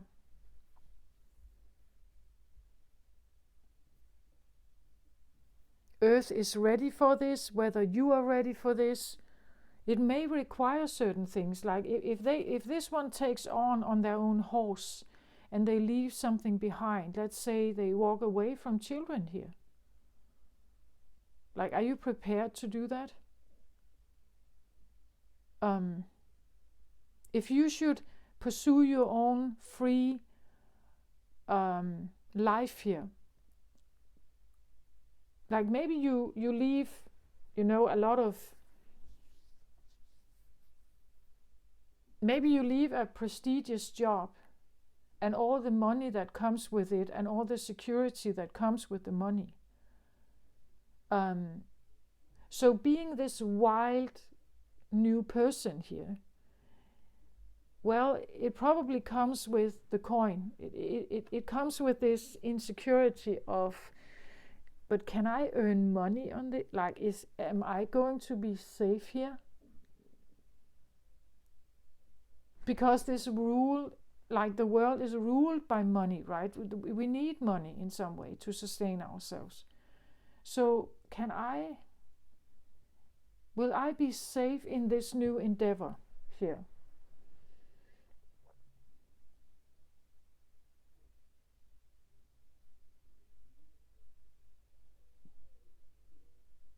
And I've had this image come up before. I don't remember which. Was it Leo, I think, where it's like the sun is in the background here. And the sun kind of represents, Leo is the sun card. It's the most abundant state. It's high vitality levels. It's strong. It's strength. It's a lion. It's the most powerful masculine sign, you could say, that there is. And then in the Leo reading, it came up like the feeling that that the Leo is in the background, but it's supporting something here. It's supporting this wild ride of this one. So it stands here as like a protective mechanism that is supporting something, that there's this feeling of being supported by something very big here, by God or, Jesus, that I am surrounded by, again, this feeling of, as I talked about with Earth, that we have the atmosphere that kind of protects us here, that no matter where I ride, I can ride free and trusting because I'm in God's hands, or I'm protected by the Holy Spirit, or I don't know what you think this is, right? But there's this feeling of like a giant protective mechanism or something that is supporting you moving forward. But then there's this but can I trust that this is actually the fact? That if I pursue this, that I'm protected by God's love, So it means that I can open my heart fully and just go there. I can just go out with total open arms and just fully show the world who I am, because I am protected here. That this is in my mind. I am totally and utterly energized always by God's source light. But then there's this, can I trust that? Like, is that, and that is the very grounded version. This is up in the air, this is the eagle flying all up, and this would be the mice crawling on the earth. That on earth, like deep embedded in the mud, everything that walks on earth, grasses and everything, it has this to it. Everything that is very grounded and walks on earth has this worrying. Where the ones that fly high, and Aquarius could be one of them, right? That the eagle that flies all like, because it's a way. Aquarius is also said to be ungrounded. It doesn't have its feet directly in the ground. It's not so influenced by this. It flies over. It has a different way of thinking. And therefore it can also be the rebel. Aquarius is known to be this rebel that just doesn't want to fit in. It doesn't necessarily follow the stream. Because it's ungrounded, it's up. Like it doesn't have its feet in there. The inheritance of Earth stories and narratives is not quite there. Like it flies over them. Aquarius flies over them, right? So there could be a sense of, if I can fly over all of this narrative or this hypnosis, what I call, or I talked about in Capricorn, but also primarily in Aquarius reading, is this hypnosis that everybody who walks the earth is embedded in. It's like we can fly over this and we can kind of, free ourselves. We just have to trust it, right? We have to trust that we have what it takes, that what if the human mortal story is not real? What if there's more to this? What if there's more to our brain? What if we can expand and think more of ourselves, give ourselves more abilities as a human race? What if we could do that? We could get ourselves out of a certain state. We could get ourselves out of this state here. But for now, it's still there. You may feel it inside yourself also, right? That it's still there.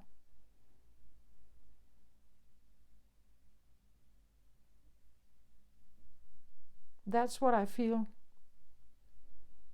That there's something about believing in a vision, maybe a dream, maybe, something you are envisioning, like literally seeing in your mind's eye a world like this, perhaps, with rivers of blessings that just come to us.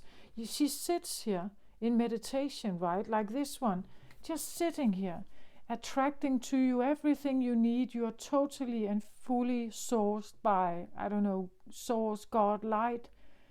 You can sit here and everything just is there. All blessings are available. Everything is there.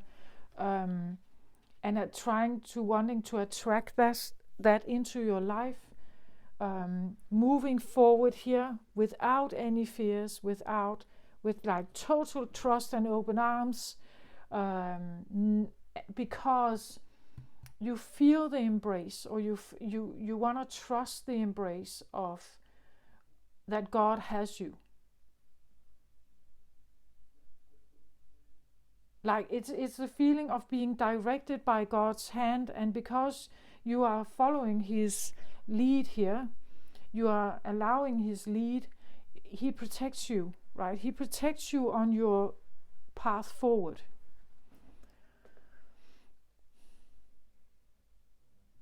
And that is maybe what you would like to think, what's on your mind, a download you may have received here. Just trust, let go, just let go and let God. Let God, direct you.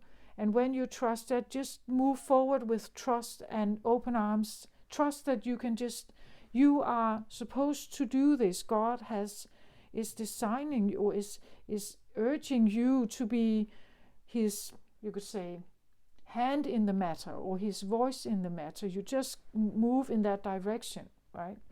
And you can trust that. You will be taken care of. The rivers of blessings are here with you. You are totally and utterly protected. Just follow the stream that God is asking you to go, Whereas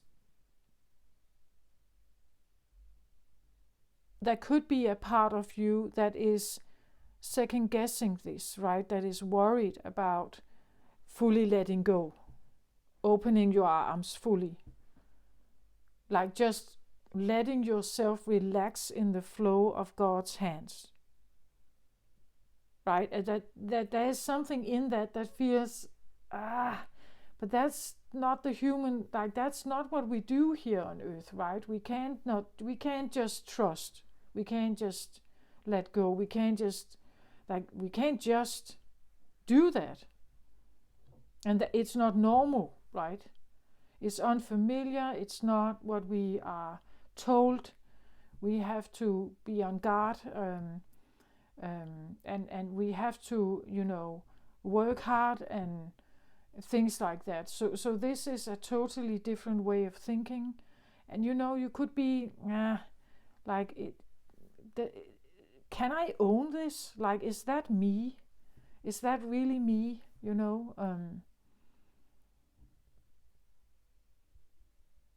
But this is what I have. So this could be what you may. Some of you, it's a general reading, so it will not, of course, cannot, never can apply to everyone out there. So, but if you feel like you are in, like, again, like a sense of indecisiveness about something, it's because there's this feeling, but there's always two sides to the coin. That's the human way. There's always an up to a down and a down to an up. There's always a sense of, like, if something becomes too comfortable, I get bored, right? But if something is too much of a crisis, I get overwhelmed. I lose my power. But then I get to rest, right? Then I get to think again. I get a pause, and maybe I make a new decision. So there's always like a two-coined side to everything. And no matter what I choose, they are all connected somehow. And it seems like there's no real good way to go.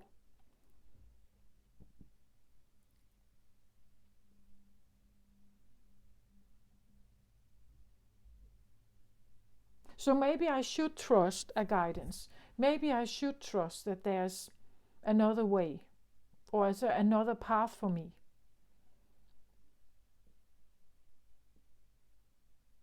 Even though you're not sure about the economics of this, a part of you may not trust that that you are going to be, sustained. We can also talk about that this is in the crown position. This is where we think about something. And this is more of, like, you could say, the body in you, like the body. Because we can utterly, in seconds, change our mind about something. But it doesn't mean that the body is slower. It usually reacts slower to new ways of thinking. We can change our mind in seconds about something. But like, the body experience is slower usually. If you have trusted in something and suddenly you don't, well, it takes a little shift in the body to react to it. Usually it's quicker when it's negative. Like, if you lose trust in something, it's easier for the body to adjust to something negative. I think it's the animalistic part of us. It has to react swiftly to negative stuff. If it's the other way around, that we have to trust that we are fully and utterly safe, which would be a good thing. It's like the amygdala and reptile brain, or reptile part of our brain, and the amygdala and the animalistic side of us has a harder time accepting something as good as that. It looks a bit like a miracle or like a wishful thinking. So if you are in a state where you want to try to go with something that seems a bit miraculous, stay with it. Like, this has to be in your mind for a long time before the body actually starts trusting it.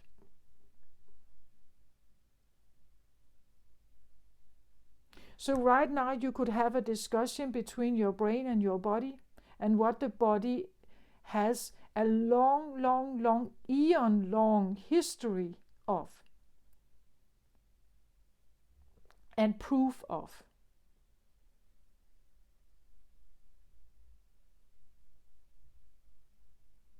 that it's not safe to let your guard down, right? That is the proof that we have eons of experience with. That is in the DNA. Every blood cell of your entire body breathes and thinks like this. So in order to change that, especially if you are, let's say you're someone who is a survivor of PTSD, that you have PTSD symptoms, your body is going to object to the idea of fully, openly trusting everything, taking down every safeguard. That is not normal. And primarily, it doesn't seem safe. So if you want to overcome something like that, you have to keep thinking like this for a long period of time before the body may shift. That it follows, it actually trusts what you're saying to it.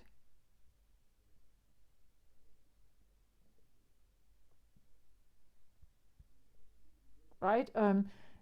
So I feel like if you are in that process, I think that you should allow yourself to stay there for a longer period of time.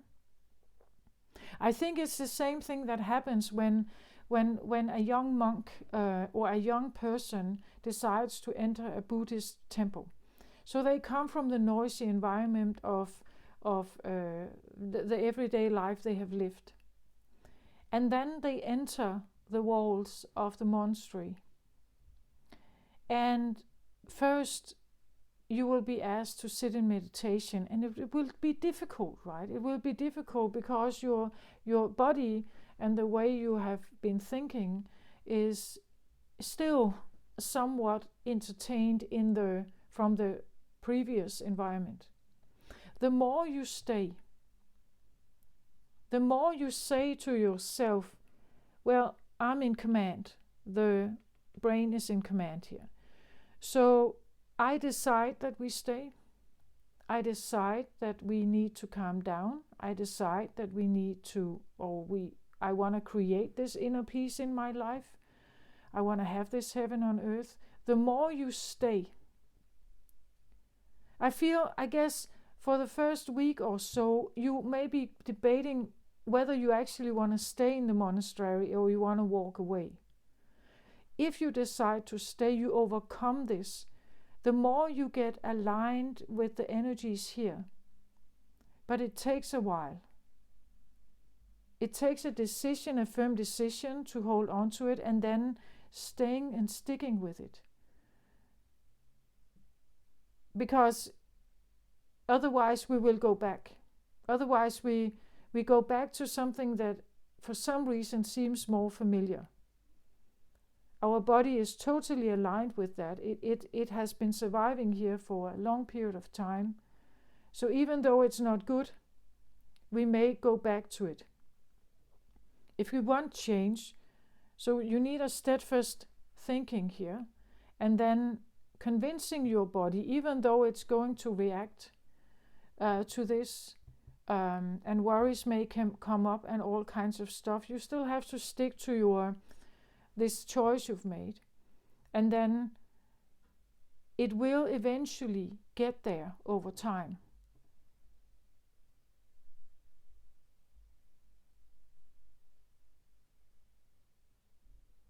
It's just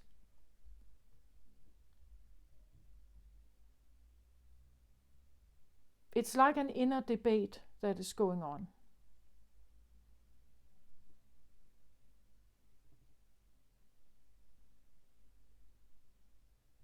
But what you focus on is what is going to be like, what is the saying? It says something like, what you want wants you would say, in the sense that if you focus on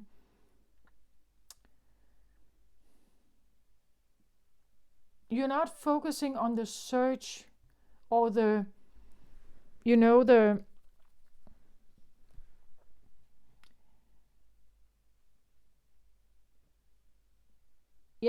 it's not the search. You're not focusing on the search. You're focusing on the outcome. Like that you're already sitting here.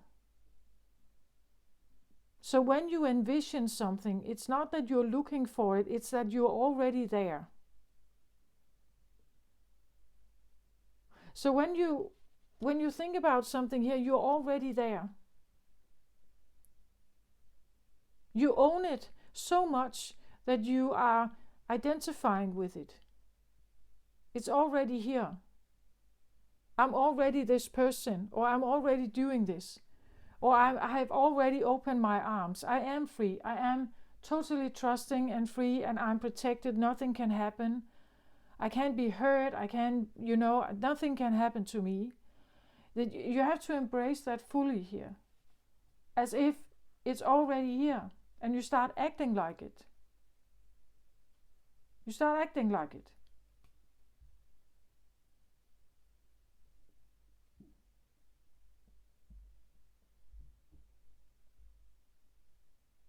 But if your body is doubting, if your body is doubting this, you are probably going to attract some kind of obstacle. So that there is this, like, as long as you may have these difficulties here, or this dilemma or something, discussion going on, you may still feel that there's a block in the road. Like, you may still feel that something is here that is not allowing you to have full access to something. So have a look what this is. So this could be a subconscious fear, or as I said, it's a primal thing. Like, it's about our primal instincts, that overcoming all our primal survival instincts is not normal. Like, this is not normal for a human to do. Like, we actually rely on them a lot to navigate the world we are in. So it's like, if you want to surpass something like that, it's a quite ambitious thing to do, right? Can we have another card on this Four of Pentacles, please?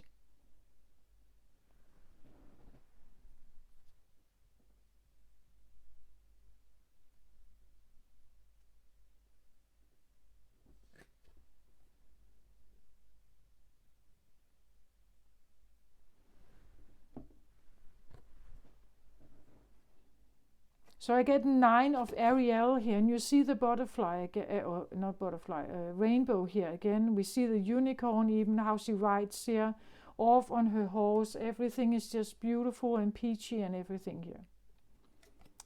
It says here, your dreams are fulfilled, hard work leads to great success, a love for the beautiful things in life, totally and utterly free, totally and utterly safe here. Totally and utterly beautifully executed with the rainbow and the unicorn and the lovey-dovey life here. Very pink here. He's also pink. So this comes up with the Four of Pentacles, and I think it's because, like, the more you are presenting something like this for him, the more worried he gets. Like, and maybe that's why we have the Two of Pentacles here, because it's like there's two sides to a coin. There is no such thing as only lovey-dovey, or he presents that that way of thinking. That way of thinking is not safe here. Like, it's not safe here on Earth to have that way of thinking. That is too open, too vulnerable. It's too trusting or naive. It goes against everything that is human, actually.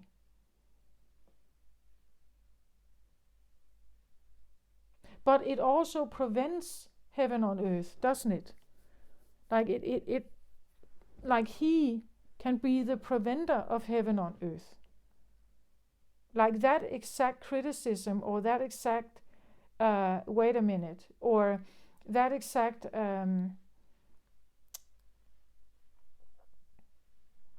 distrust or mistrust in us is the exact thing that keeps heaven on earth from us?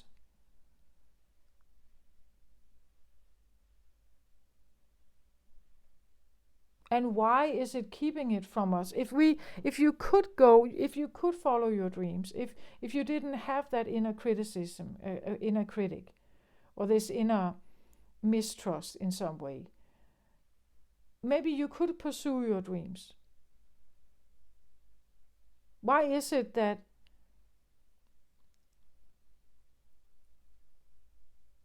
is there a story here on earth that we shouldn't pursue our dreams? Is that part of the hypnosis?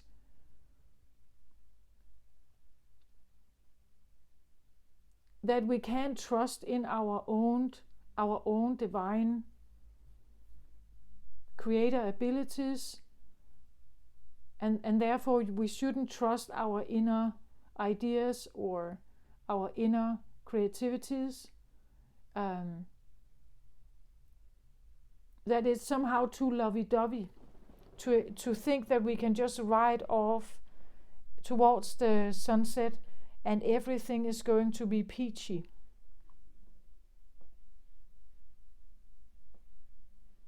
It's a bit like a Disney fairy tale thing, right? It seems a bit like childlike, naive, dreamlike, dream state. And I think a Piscean actually likes that. They love to be this one here, right?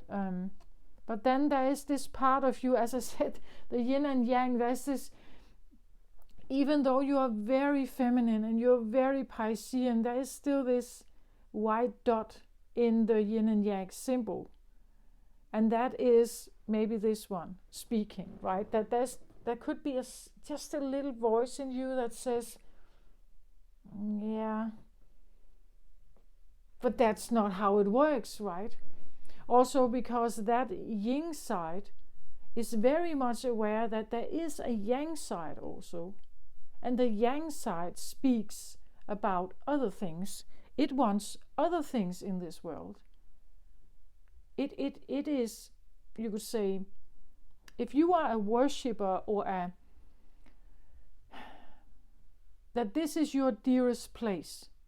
The other one, the masculine side, is maybe a worshipper or, a seeker of another kind of world that is not like this, right?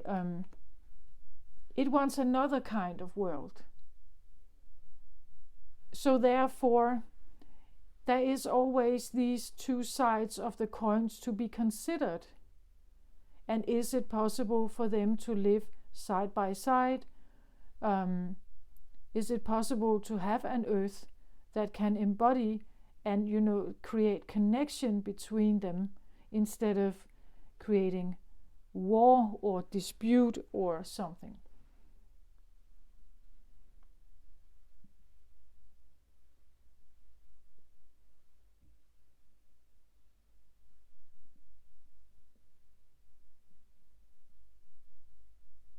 So this is what I have, Pisces.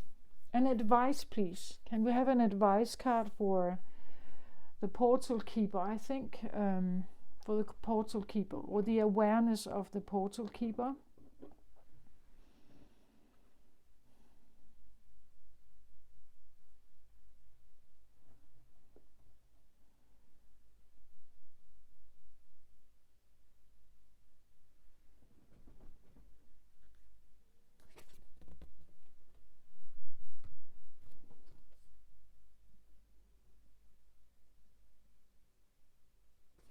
So I get my Baco here, my Baco as from the Divine Feminine Oracle deck here.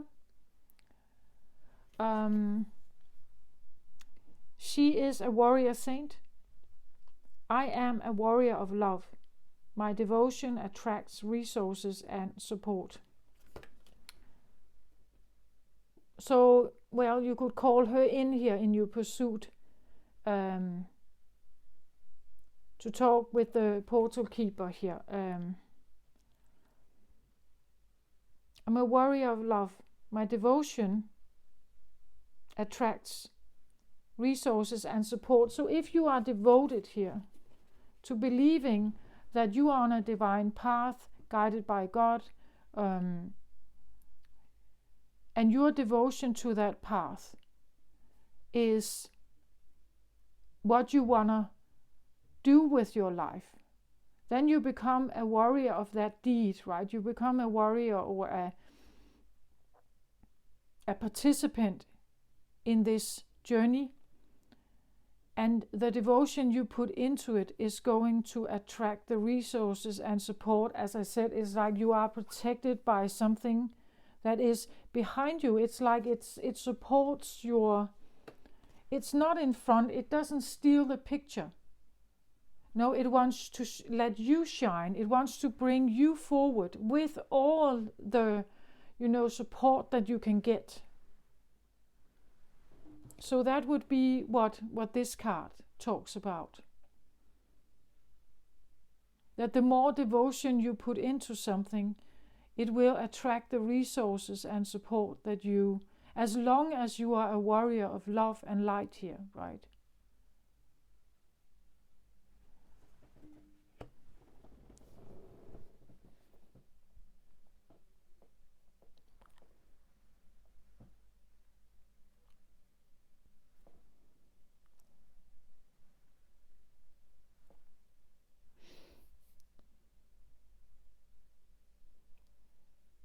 Can I have another card on this earth magic, please?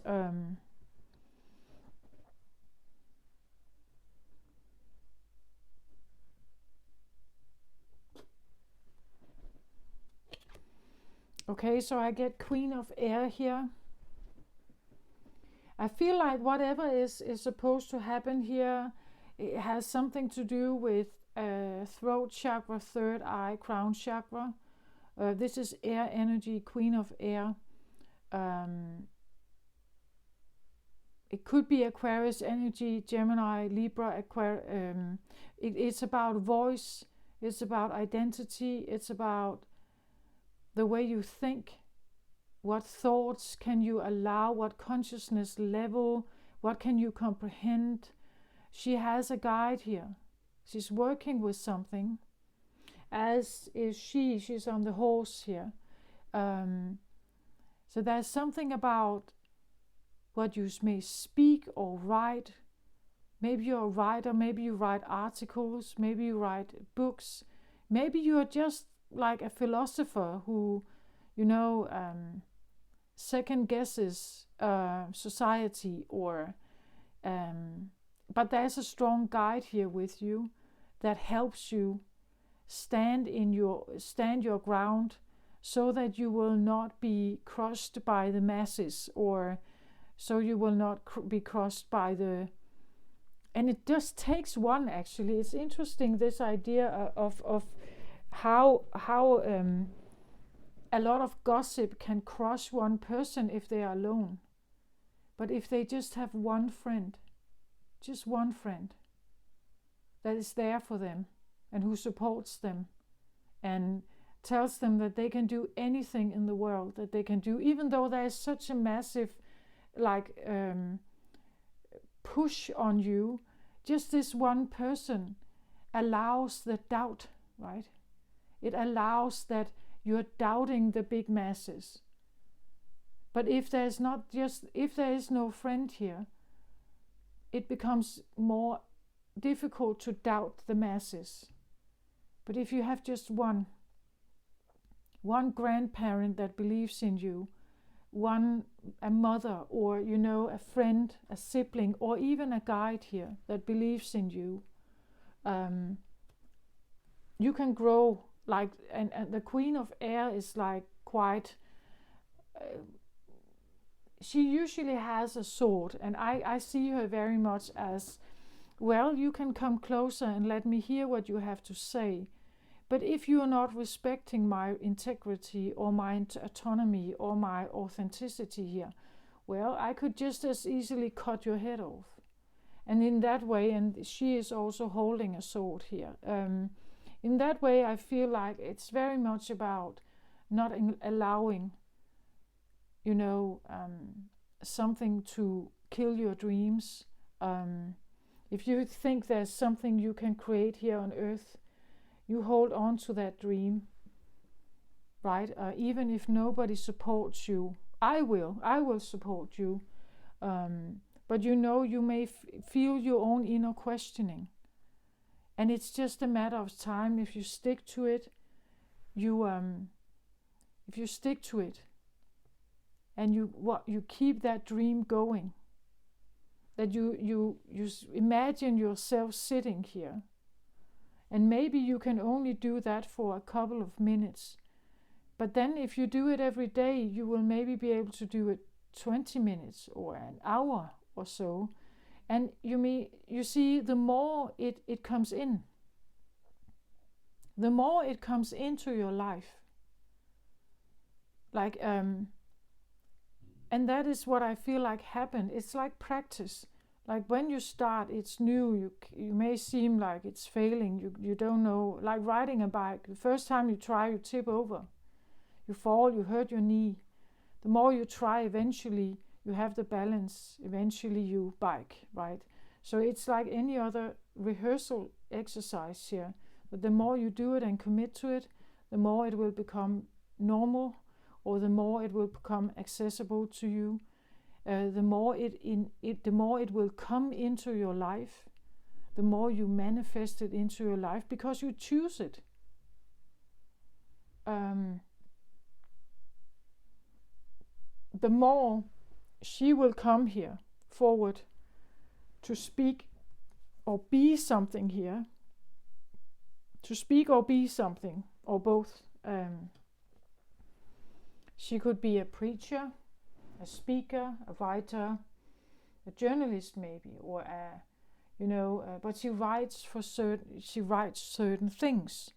She's not just a news reporter on a specific magazine or newspaper, where she is needing to write stories that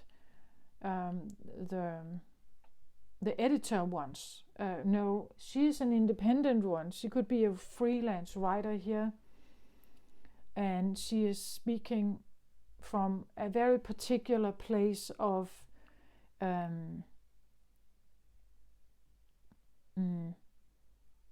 like a preacher or something. Like she could be someone who would like to create something on earth.